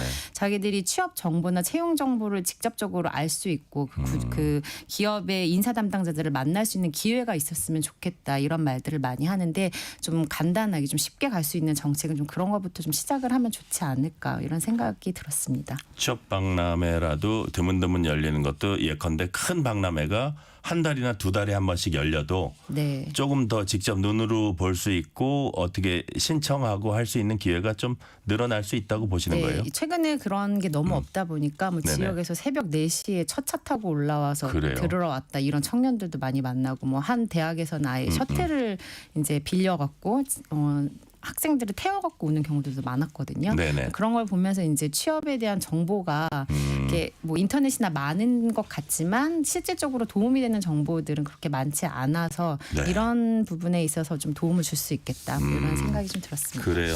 자, 잘 들었고요. 조정희 기자가 이번에 청년 취업 실태 취재하면서 이런 점을 느꼈다 싶은 거 마지막으로 마무리 그 말씀으로 한 말씀 좀 해주세요. 네, 뭐 이제 경력이 사실 누구에게나 처음 기회를 줬을 때 쌓을 수 있는 건데 네. 청년들이 능력을 펼칠 수 있는 첫 기회를 사회가 만들어줘야 되지 않을까. 그리고 뭐 전문가들도 조언을 했지만 청년을 위한 투자가 결국 사회 전체의 성장으로 돌아온다. 이거를 좀 기억하고 청년들에게 그만큼 기회를 줘야 된다라고 말씀을 드리고 싶습니다. 그러니까요. 네. 청년들에게 더 기회를 줘야 된다. 이거를 위해서 사회가 좀 더 유심히 그 어떤 방책을 함께 살펴야 된다는 말씀까지 오늘은 듣겠습니다. 청년 취업 문제를 다룬 더 보다 방송은 KBS 홈페이지나 유튜브 등을 통해서 다시 보실 수 있습니다. 지금까지 KBS 조정인 기자였습니다. 조정인 기자 수고 많았습니다. 고맙습니다. 편지 왔습니다. 퇴근길 지친 당신에게 힘이 되는 뉴스를 전해드립니다. 매일 저녁 당신과 함께 읽는 세상 이야기. KBS 1라디오 뉴스레터 K.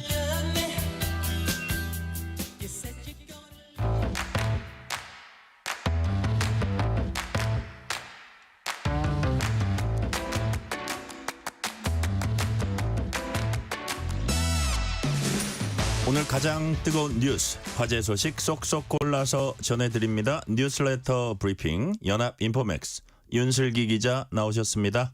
윤슬기 기자님 어서 오세요. 네, 안녕하세요. 네, 자 이렇게 휴일 중에서도 중간에 콕 박혀 있는 네. 또 어린이날 이렇게 나와주셔서 진심으로 감사드립니다. 네.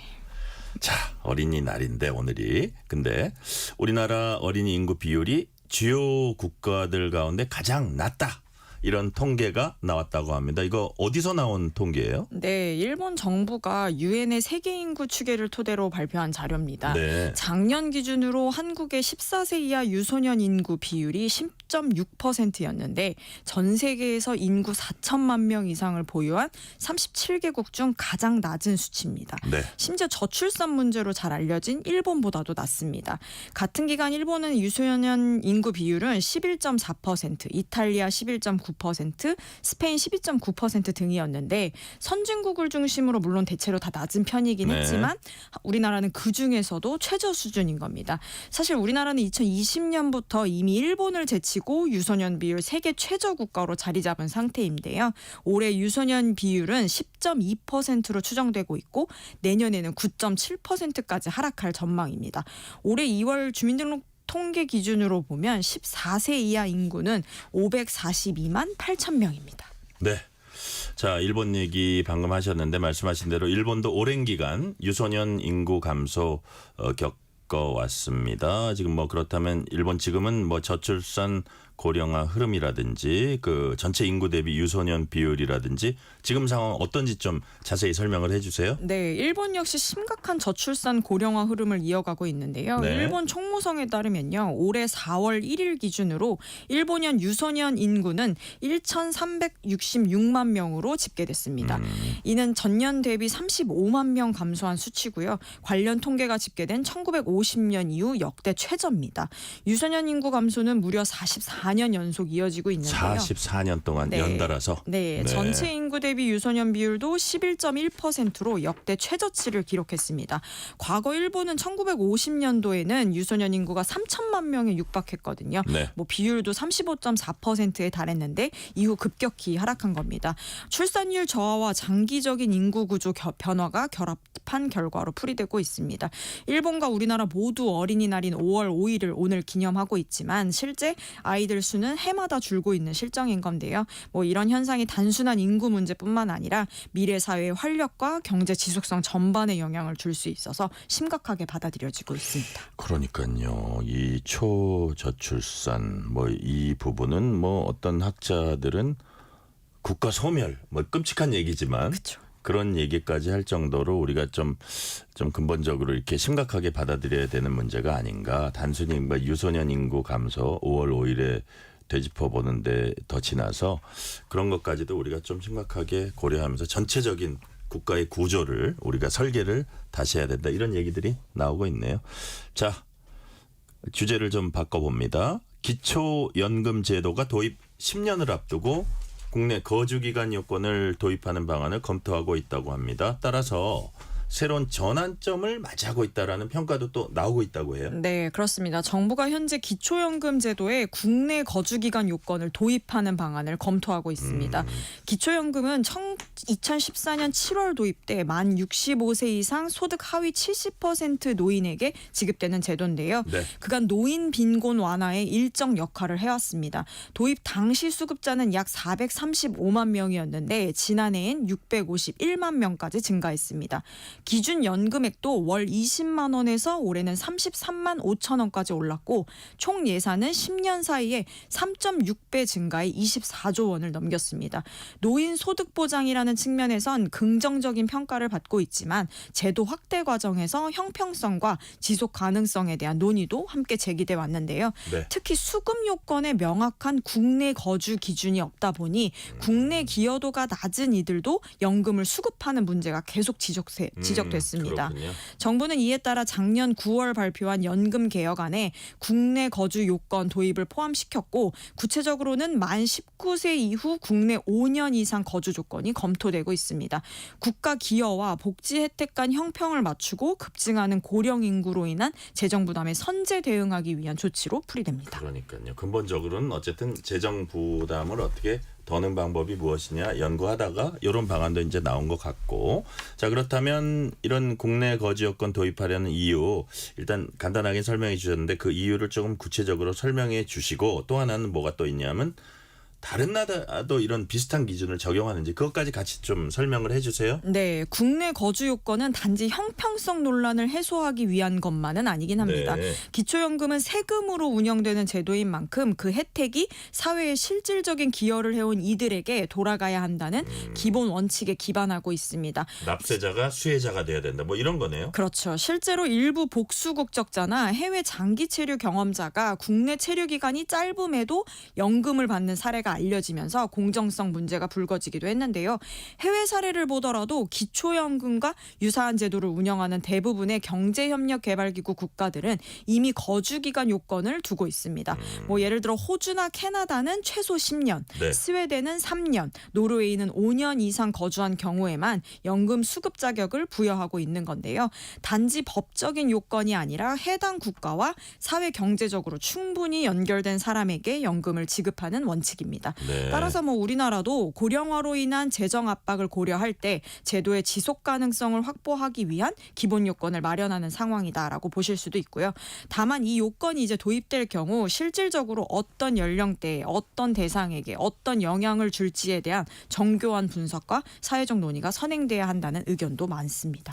그러니까 지금 윤 기자 말씀은 도입하는 건 좋다. 그렇지만 그것이 어떤 연령대에게 어떤 영향을 구체적으로 줄지에 대해서 좀 정교하게 분석을 해야 하는 건 아니냐, 그런 말씀을 하신 것 같고요. 네. 자, 그렇다면 이게 이제 형평성이나 이제 지속 가능성 이런 측면에서 이해가 되는 측면이 있습니다. 그렇지만 또 이런 그 의문이 들어요. 너무 이게 엄격하면은 복지 사각지대가 또 생기는 건 아닌지 우려도 나올 것 같아요. 네, 그렇습니다. 바로 그 점 때문에 이 사안은 민감하고도 신중한 접근이 필요하다는 평가인데요. 네. 한국의 노인 빈곤율은 여전히 경제개발협력기구 국가 중에 최상위권에 머물러 있고요. 지나치게 엄격한 거주 요건을 적용하면 오히려 실제 도움이 필요한 노인들에게 제외될 수 있다라는 우려도 나옵니다. 일단 전문가들은 단계적 도입을 강조하고 있는데요. 예를 들어 초기에는 국내 거주 요건 5년 정도로 짧게 설정하고 이후에 사회적 논의와 제도 정비를 통해 서서히 강화하는 방안이 제시되고 있습니다. 또 거주 기간에 따라 기초연금 지급액을 차등 조정하는 방식도 검토 대상입니다. 정부도 이제 아직 최종안을 확정하진 않았고요. 네네. 향후 연금 구조 개편안 논의와 함께 사회적 합의를 거쳐 결정하겠다라는 입장입니다. 연금 구조 개편안 논의 그리고 사회적 합의를 반드시 거쳐야 한다, 그런 말씀이시고요. 네. 자, 주제 한 번 더 바꿔볼게요. 요즘 어떻게 보면 가장 핫한 주제입니다. SK텔레콤이 유심 정보 유출 사태에 대응하는데 속도를 내고 있습니다. 통신 보안에 대해서 이제 대비하는 그것뿐만이 아니라 사후 대책도 매우 미흡했다, 이런 평가가 지금 많이 나왔었거든요. 자, 윤슬기 기자 보시기에 지금 현재 상황은 어떻습니까? SK텔레콤은 오늘을 기준으로 유심 교체 인원이 100만 명에 도달했다고 공식 발표했습니다. 그래요? 유심 교체를 예약한 고객은 770만 명에 이르고요. 유심 보호 서비스를 가입한 사람 수는 2,218만 명으로 집계됐습니다. SK텔레콤은 사태 대응에 집중하기 위해 오늘부터 전국 T월드 대리점에서 신규 가입 업무를 전면 중단하고 유심 교체에 모든 역량을 집중하기로 했는데요. 유심 교체는 당분간 기한 없이 계속될 예정이고요. 고객이 원할 경우 언제든 교체해주겠다는 방침입니다. SK텔레콤 측은 유심 교체 외에도 2중, 3중 보안 조치를 통해 고객들의 불안감을 줄이겠다고 밝혔습니다. 네. 이번 해킹으로 인한 금전적 피해나 유심 복제에 의한 2차 피해 사례는 아직 공식적으로 확인된 바는 없다라고 밝히기도 했는데요. 다만 이게 피해가 없다고 해서 안심할 수는 없기 때문에 SK텔레콤 역시 조심스러운 입장을 보이면서 모든 가능성에 대비하고 있다라고 강조했습니다. SK텔레콤은 해킹 피해가 발생할 경우 유심 보호 서비스 가입 여부와 관계없이 책임을 지겠다는 원칙적인 입장도 밝힌 상태입니다. 자, 해킹 피해 발생할 경우에 유심보호 서비스 가입 여부와 관계없이 책임지겠다. 이런 입장도 밝혔으니까요. 만약에 뭐 어떤 경우가 생기면 반드시 SKT 쪽에 이제 문의하시면 좋겠습니다. 우리 이용 기자는 이렇게 유심 교체하고 유심 보호 서비스 가입했어요? 다행히 저는 아직 SK텔레콤 회원이 아니어서. 아, 그래요? 네, 저는 KT 쓰고 있습니다. 아, 다른 통신사를 지금 쓰고 계시군요. 네. 그래요. 자, 질문 하나 더 드려볼게요. 그런데 이번 해킹과 관련해서 추가 악성 코드가 발견됐다 이런 얘기가 지금 나오고 있거든요. 이게 이제 아마 조사를 벌일 텐데 현재 조사 어떻게 돼가고 있는지 좀 파악된 게 있습니까? 네, 해킹 조사와 관련해서는 여전히 정부기관과 공동 대응이 이어지고 있는 상황입니다. 류정환 SK텔레콤 부사장은 한국인터넷진흥원이 자사 서버 조사 과정에서 새로운 악성 코드를 발견했다라고 밝혔는데요. 다만 이 악성 코드의 구체적인 성격이나 위협 수준은 아직 공개되지 않았습니다. 이번 해킹에 사용된 악성 코드는 기존 BPF 도어 계열로 흔적을 감추는 백도어 유형이어서 수사기관도 분석에 신중을 기하고 있습니다. SK텔레콤 측은 아직까지 해커의 정체나 공격 목적에 대해 명확한 결론을 내지 못한 상황입니다. 이 때문에 현재로선 해킹으로 인한 정보 유출 규모나 향후 추가 공격 가능성에 대한 우려가 완전히 해소된 것은 아닙니다. 그래요. 자, 주제를 또 한번 바꿔보겠습니다. 이게 이제 뭐 대선이나 총선이나 이런 그 중요한 선거 때마다 들썩이는 데가 또 있습니다. 그게 바로 주식시장인데 조기 대선을 앞두고 이른바 정치 테마주들이 급등락을 반복하고 있다고 합니다. 최근에 시장 경보 지정도 이제 급증했다고 해요. 네, 한국거래소에 따르면요. 지난달 코스피와 코스닥 시장에서 투자 경고 종목 지정 건수가 총 56건에 달하며 역대 월간 최대치를 기록했습니다. 지난해 같은 기간 11건에 비해 5배 수준이고 지난 3월 6건에 비해서도 급증한 수치인 겁니다. 투자 경고는 시장 경보 제도의 중간 단계로 주가가 단기간 급등하거나 특정 계좌에 매매가 몰리는 등 이상 거래 징후가 있을 경우에 지정이 되는 건데요. 경고에도 불구하고 주가가 추가로 급등할 경우 거래가 정지될 수도 있고 투자 위험 종목으로 이어지면 하루 동안 거래가 완전히 중단되기도 합니다. 지난달엔 투자주의 종목도 330건 지정돼 지난해 동기의 3배 수준에 달했고요. 투자 위험 종목도 3건으로 늘었습니다. 뭐 이렇게 지정 건수가 급증한 데는 최근 정치권의 변동성이 크게 작용한 것으로 보입니다. 윤석열 전 대통령의 파면 이후 조기 대선 전국이 좀 본격화하면서 유력 대선 후보군에 연관된 종목들이 테마주로 묶여 급등락을 반복하고 있기 때문인데요. 정책이나 실적과 무관하게 특정 인물과의 인연만으로도 급등하는 이른바 테마몰이 현상이 다시 불붙고 있다라는 평가입니다. 네. 그래서 구체적으로 이제 종목들을 보면 뭐 이재명 민주당 후보 관련주로 분류된 뭐 특정 주식들이 있고 네. 그다음에 뭐 한동훈 테마주, 김문수 테마주, 한덕수 테마주 막 여러 가지가 투자 경고 종목으로도 지정되고 막 급등했다가 급락하고 막 이렇게 불안한 모습을 보였거든요. 자, 이런 거를 봤을 때 자, 우리가 뭐 그 특별한 그 주식 이름을 언급하긴 뭐하니까 정치 이슈가 주가에 직접적인 영향을 미치는 만큼 단기 수익을 노린 투자 수요가 이제 몰려드는 모습인데 자, 이런 투자자들이 좀 신중해야 할 필요가 있다는 얘기가 나오잖아요. 네. 자, 그렇다면 여기에 대해서 전문가들은 이런 정치 테마도 투자를 어떻게 보고 있는지 어떤 조언을 하고 있는지 그 부분을 좀 말씀을 해주세요. 네, 정치 인물과의 단순 연결고리만으로 이제 주가가 출렁이다 보니까 투자자들의 피해 우려가 커지고 있거든요. 네네. 전문가들은 정치 테마주는 매우 투기적인 성격이 강하다고 한 목소리로 경고하고 있습니다. 네네. 사실 대부분 단기 급등 후 다시 하락하며 심지어 이전 가격보다 더 낮은 수준으로 떨어지는 경우가 많잖아요. 문제는 그 과정에서 개인 투자자들이 큰 손실을 볼 수 있다는 겁니다. 특히 신용거래를 활용한 투자일 경우 주가 하락 시 추가 담보 요구나 반대 매매가 발생해 피해가 더 커질 수 있습니다. 금융당국도 정치 테마주 과열 양상에 대응해 불공정 거래 단속을 강화하고 있지만 시장 자체의 투기 심리를 억누르기는 쉽지 않은 상황입니다. 네, 지금부터는 소비 위축에 대해서 좀 집중적으로 살펴보겠습니다. 최근 가계 소비 동향을 보면은 마트나 시장뿐 아니라 식당 소비까지도 줄고 있다, 이런 통계 자료가 나왔습니다. 자, 다시 말해서 식재료 구매하는 그 비용, 식재료 구매하고 외식 소비가 동시에 줄어든다는 사실 상황이거든요. 그 정부도 이를 매우 이례적인 상황으로 보고 있죠. 네, 마트나 시장 등에서 식재료 구매와 외식 소비가 동시에 줄어드는 현상이 2년 넘게 이어지고 있는 건데요. 네. 음식료품 소매 판매 지수와 음식점업 생산 지수가 2023년부터 나란히 감소세를 보이고 있습니다. 보통 음식 소비는 집밥이 줄면 외식이 늘고 그러니까요. 외식이 줄면 집밥 소비가 느는 그런 보완 관계를 보여왔는데, 예를 들면 뭐 2020년 코로나 팬데믹 당시에도 외식 수요가 급감했지만 집밥 수요가 폭증하기도 했잖아요. 근데 이번처럼 두 부문이 동시에 위축되는 것이 매우 이례적입니다. 네. 정부도 상황을 예의주시하고 있는데요. 음식료품 소비는 2021년까지 증가세를 유지하다 2022년부터 줄기 시작했고, 외식 역시 2023년부터 감소폭이 확대되고 있는 상황이라 음식 소비 전반의 동반 감소는 단순한 소비 트렌드 변화가 아니라 구조적인 신호일 수 있다라는 지적이 나옵니다. 네, 가계 소비 줄어든 배경 어떤 요인들이 주로 꼽히고 있어요? 일단 가장 큰 요인은 고공행진 중인 식품 물가입니다. 네. 농산물 가격이 이상 기온 등의 영향으로 지난해부터 지속적으로 올랐고요. 가공식품 가격 역시 지난달 4.1% 상승해 16개월 만에 최대폭의 상승을 기록했습니다. 예. 외식 물가도 지난해보다 3.2% 올랐는데 이는 13개월 만에 가장 높은 수치입니다. 식료품 전반에 걸쳐 가격이 오르다 보니 소비자들이 자연스럽게 지갑을 닫게 되는 겁니다. 여기에 가계 실질 구매력 약화도 큰 몫을 차지하고 있는데요. 중산층의 소비 여력 감소가 뚜렷한 겁니다.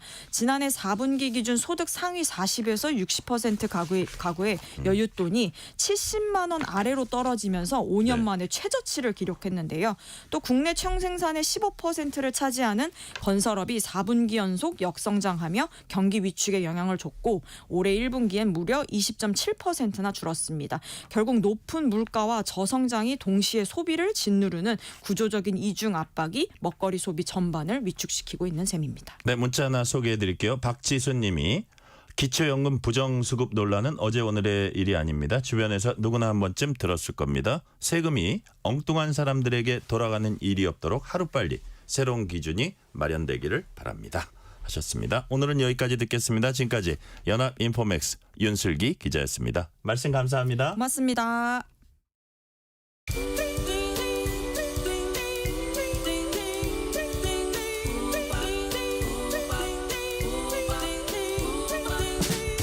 오늘 하루 뉴스를 정리해주는 다정한 편지 한 통. KBS 일라디오 뉴스레터 K.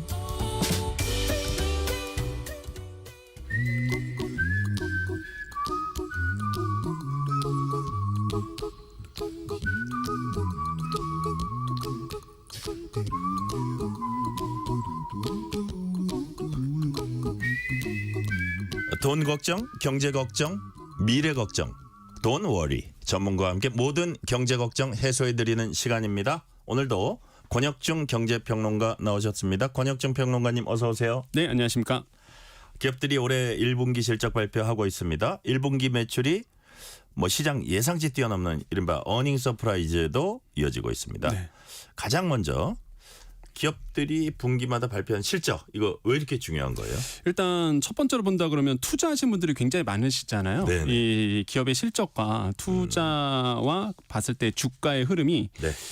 장기적으로 봤을 때 거의 같은 방향으로 움직입니다. 물론 단기적으로 봤을 때는 뭐 네. 대외적인 뭐 환경이라든지 다른 요인도 있겠지만은 장기적으로 봤을 때 기업 실적이 좋으면 그 기업의 주가는 같이 좋게 움직인다라고 이제 보시면 되겠고요. 네. 그 다음에 이제는 두 번째가 그 회사의 주가가 이게 적절한지 이게 너무 고평가될 건가 아니면 저평가될 건가 이렇게 이제는 주가가 적절한지 이 실적을 보고 우리가 판단하거든요. 네. 그래서 우리가 이 기업의 실적이 나올 때가 가장 이제 그래서 중요하다 이렇게 보시면 되겠습니다. 네.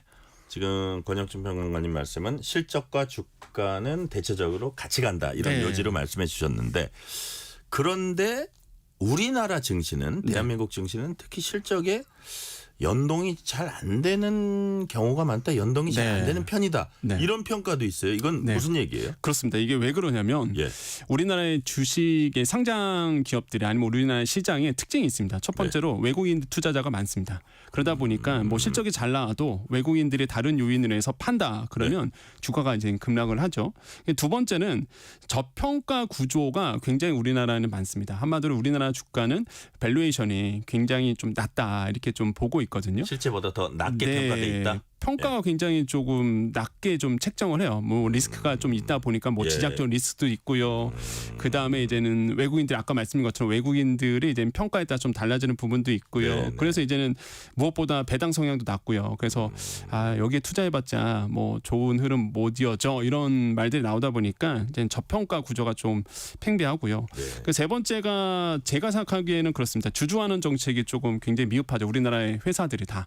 그러니까 배당 성향이 굉장히 낮은 게 굉장히 많고요. 네. 그러다 보니까 뭐 투자해봤자 뭐 배당이 잘 안 주다 보니 당연히 이제 외국인들이나 우리나라도 그냥 주가가 오르기만을 바라보고 있을 뿐이에요. 그러다 보니까 사실 이런 것도 좀 문제가 있고 네. 또 한 가지가 정치에 너무 이렇게 관계가 좀 많죠. 그래서 정책과 정치에 따라서 주가가 출렁이는 경우가 많다 보니까 그러다 보니까 뭐 실적이 나와도 좋은 실적이 나와도 실제적으로 뭐 주가가 이렇게 좋은 흐름으로 이어가는 경우가 이제 많진 않았던 경우가 많습니다. 그래서 뭐 대표적인 게 과거 저도 기억나는데 이제 게임주들은 지금 안 좋은데 과거에 게임주들이 굉장히 좋았을 때가 있었거든요. 예, 예. 근데 그 당시 이제 청소년 규제 뉴스 나오자마자 막 급락했던 사건도 있었어요. 그래서 이렇게 정치와 정책과 좀 민감하게 되는 부분. 마지막으로 보면은 이제는 테마성이 좀 강합니다. 그러니까 예. 우리나라 종목들은 그러니까 투자 심리에 뭘 영향을 미치느냐 실적보다는 또 이렇게 테마성 어디랑 또 연관돼 있다 뭐 테마로 묶이게 되면은 이른바 정치 테마주 이런 뭐 거요. 대표적인 게 또 정치 테마주죠. 예. 그러니까 또 훅 올랐다가 훅 빠지다 보니까 이런 것 때문에 아마 좀 실적과 연동이 잘 안 되는 부분이지 않을까 이렇게 보고는 있습니다. 그래요. 뭐 예를 들어서 미국 같은 경우에 트럼프의 관세 정책 그럼 미국 증시도 영향을 민감하게 안 받을 수는 없겠네요. 근데 만약에 우리나라에 그런 게 있었다 그러면 더 받을 수도 있겠고. 그렇죠. 이제는 미국 같은 경우에는 사실상 뭐 정책과 아니면은 뭐 정치 리스크는 그렇게 많지는 않습니다. 그래요? 실제 이제는 영업이익이라든지 그 기업이 갖고 있는 이제 펀더멘탈, 그 다음에 성장 가능성 이런 것들에 대해서 더 영향을 많이 받는 편이고요. 그래서 많은 분들이 한때 그게 주식의 본래 교과서인데, 그죠? 네. 예, 예. 그래서 한때 이제는 우리나라 종목에서 대부분 이제 미장이라고 보통 얘기하죠. 미국 장에 많이 투자했던 분들이 그런 이유 때문에 이거죠. 가지 않았을까 이렇게 생각하고 있습니다. 자, 청취자 여러분들 이거 가장 중요한 질문입니다. 제가 이거 귀 쫑긋 하셔야 돼요. 그렇다면 권혁주 평론가님, 우리가 실적 볼 때 어떤 부분을 가장 중요하게 유심히 봐야 돼요? 일단 영업이익을 유심히 보셔야 됩니다. 영업이익? 예, 영업이익. 왜 그러냐면 보통 제가 이제는 학생들 가르치거나 아니면은 성인 강좌 갔을 때 많은 분들한테 암기시키는 게 있습니다. 그게 뭐냐 그러면 그 손익계산서 부분인데요. 이거는 그냥 살아갈 때 평생 도움이 됩니다. 그러니까 매출액에서요. 매출 원가를 뺍니다. 그러면 매출 총이익이라는 게 나오고요.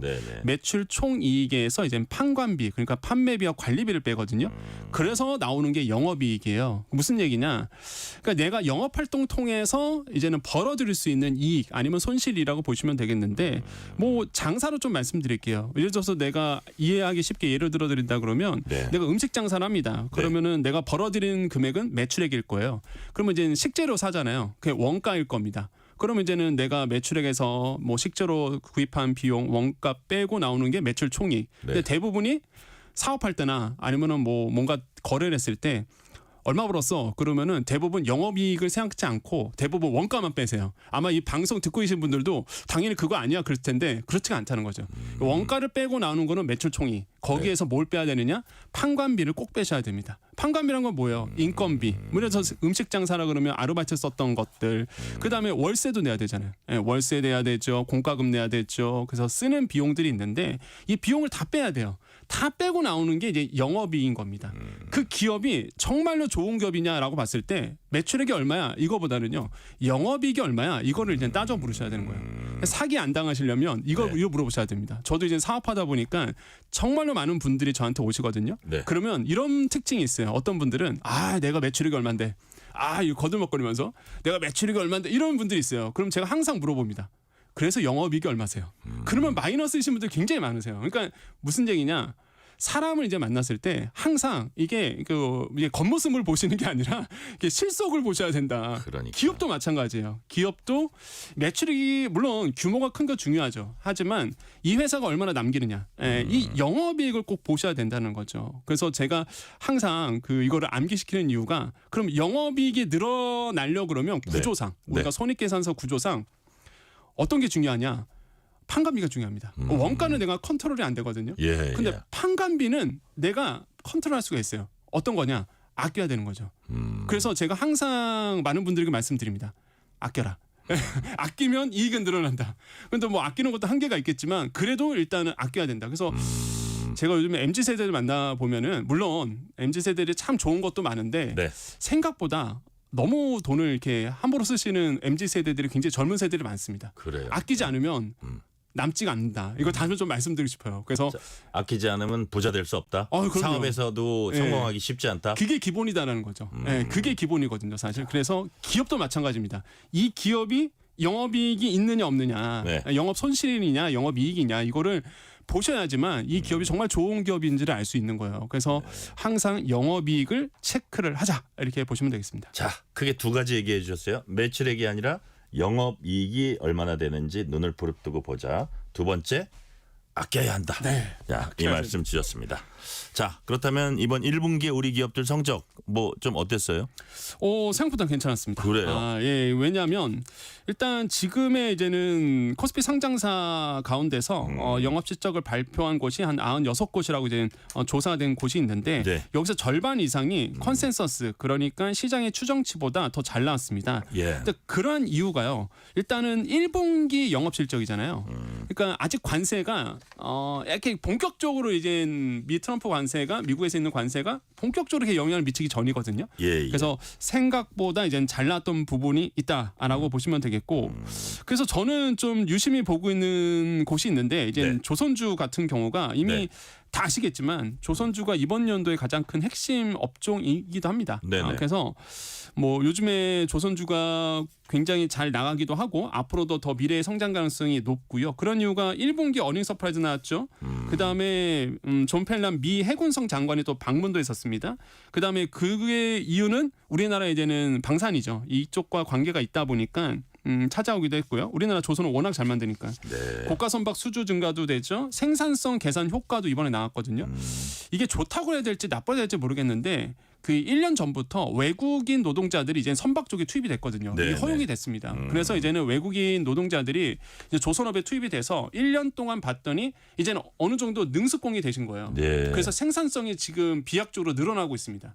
근데 이게 좋은 점이죠, 사실. 영업이익 측면에서 좋은 점인데, 근데 이분들이 또 이 기술을 가지고 또 자국나라 돌아가서 또 조선 만들면 장기적으로 보면 뭐 그렇게 좋지는 않을 수 있겠지만, 하지만 이제 생산성 개선 효과가 나오면서 요즘에는 뭐 조선주가 뭐 이미 다 아시는 부분이겠지만은 굉장히 더 미래 성장성이 높아졌다라고 말씀드릴 수 있습니다. 그러니까요. 배터리 업계 실적이 생각보다 좋았다는 건데 좀 반영 안 된 측면도 있고, 그렇다면 이제 2분기 실적 지켜봐야지 전반적인 우리 기업 상황 좀 전망치를 가늠해 볼 수 있다 이렇게 봐야 되나요? 그렇죠. 이게 1분기는요 사실상 좋았던 이유가 아까 말씀드렸지만 관세 정책이 본격적으로 반영되지 않았고요. 그러니까요. 두 번째가 환율이 높았습니다. 환차익, 그러니까 수출 기업들 중심으로 환차익이 굉장히 좋았어요. 요 대표적인 게 SK하이닉스 같은 경우도 마찬가지였거든요. 환차익도 있었죠. 그다음에 가수요가 있었습니다. 이게 뭐냐면 트럼프 대통령이 관세 때린다고 이제는 발표를 했습니다. 야, 그러면 어떻게 되겠습니까? 관세 본격적으로 책정하기 전에 미리 사시거든요. 미국 쪽에서 정말 많았습니다. 이 물량이 반도체도 그랬고요, 자동차도 그랬고 해서 그러니까 좋을 수밖에 없네요. 네, 어떻게 그러니까 보면. 미리 갖고 간 거예요. 그래서 1분기가 좀 좋게 나왔고. 자, 삼성전자 1분기는 어땠습니까? 삼성전자 1분기는 좋았죠, 사실. 그래요? 네, 근데 이제 주가가 안 올라서 문제지만은 SK 하이닉스도 좋았지만 삼성전자도 좋았다. 네, 삼성전자도 사실상 컨센서스보다 더 잘 나왔었고요. 특히 이제는 그 모바일 갤럭시 S25에서 굉장히 잘 나왔던 부분이 있었습니다. 그래서 SK 하이닉스도 생각보다 굉장히 잘 나왔다 이렇게 말씀드릴 수 있습니다. 자, 그렇다면 국내에서 좀 실적이 아쉬웠던 부분 어떤 게 있어요? 건설 쪽이었거든요. 그래요? 네, 건설 부분에서는 확실히 원래부터가 내수도 안 좋고 글로벌 경기가 안 좋다 보니까 좀 안 좋았던 부분 이런 것들은 눈에 띄었습니다. 자, 미국으로 가봅니다. 자, 테슬라 순위 급감했던 소식이 나왔었는데 이거 얼마나 떨어졌어요? 테슬라 같은 경우가요, 실제 이제는 기대하신 분들이 많았을 텐데 굉장히 많이 그러니까 떨어졌습니다. 총 매출을 본다 그러면 전년 동기 대비해서 9% 감소했고요. 순이익은 무려 이제 71% 급감했고 영업이익은 66% 감소했습니다. 그러니까 전년 동기 대비 엄청나게 떨어졌다. 이것만 기억하시면 돼요. 주가도 거의 반토막이 났었죠. 물론 조금은 지금보다는 조금씩 오르고 있지만 그래도 사실상 엄청나게 사실 뭐 일론 머스크의 리스크, 오너 리스크 때문에 크게 떨어졌던 실적이 나왔습니다. 자, 이른바 M7 매그니피센트 7 기업 빅테크들 어땠습니까? 매그니피센트 7도 마찬가지였습니다. 그래요? 사실 뭐 그렇게 좋지는 않았는데 다만 그래도 이제는 좀 이건 좀 차이가 있었습니다. 뭐 테슬라는 안 좋게 나왔지만은 MS 같은 그러니까 마이크로소프트 같은 경우에는요 시총 1위잖아요. 굉장히 생각보다 잘 나왔고요. 그 다음에 뭐 아마존, 구글이라든지 아니면 메타 플랫폼 이런 것들도 실제 종목들을 본다 그러면 생각보다는 잘 나왔습니다. 그래서 이게 매그니피센트 7이 이제 미국의 기술주를 이끌고 있는데 생각보다 좀 어닝 서프라이즈까지는 아니더라도 그래도 이제 실적 부분에서 좀 잘 나와서 그나마 사실상 뭐 좀 안도하는 모습들을 보여줬는데 하지만 이제 2분기는 확실히 기술 중심의 기업들은 트럼프 관세 이슈로 인해서 타격을 받을 가능성이 굉장히 높다라는 것 좀 말씀드리겠습니다. 네, 지난해엔 법인세 세수 나빠서 세수 결선으로 이제 이어졌었는데 올해는 좀 상황이 어떻게 될 것 같아요? 요번에 우리나라 이제 세수 부분에 대해서도 통계가 나왔는데요. 1년 전보다 1분기 국세 수입이 1년 전보다 8조 4천억 원 정도 증가가 됐습니다. 그러니까 법인세가 많이 거쳤거든요. 그래서 이제 법인세가 좀 톡톡한 효과를 했다. 근데 작년 이맘때가 법인세가 SK하이닉스나 삼성전자가 워낙 안 좋아갖고 법인세가 안 거쳤었거든요. 근데 이번에는 일단은 법인세가 거쳐서 좀 국세가 좀 늘어날 것으로 좀 보고 있습니다. 네, 우리 성장에도 이제 빨간불이 켜졌다는 얘기 많이 나오는데 자, 시간은 다 됐습니다만 짧게 정부가 지금 어디에 집중하는 게 좋다고 보세요? 내수입니다. 내수 진창이 지금 나서야 된다는 거고 그다음에 그래서 이제 추경이 들어가는 거고요. 조만간 아마 금리 인하 한번 할 겁니다. 그래서 금리 인하 타이밍 보시면서 나의 대출이라든지 투자 포인트를 잘 잡아보시기를 말씀드리겠습니다. 오늘 말씀 여기까지 듣겠습니다. 지금까지 권혁중 경제평론가였습니다. 말씀 감사합니다. 네, 감사합니다. 오늘 뉴스레터 K는 여기까지입니다. 커피 쿠폰 당첨자 명단은 뉴스레터 K 홈페이지 확인해 주시고요. 끝곡으로는 안치환의 내 손을 잡아요 들으시겠습니다. 오늘도 함께해 주신 청취자 여러분 진심으로 감사드립니다. 지금까지 뉴스레터 K 전종철입니다.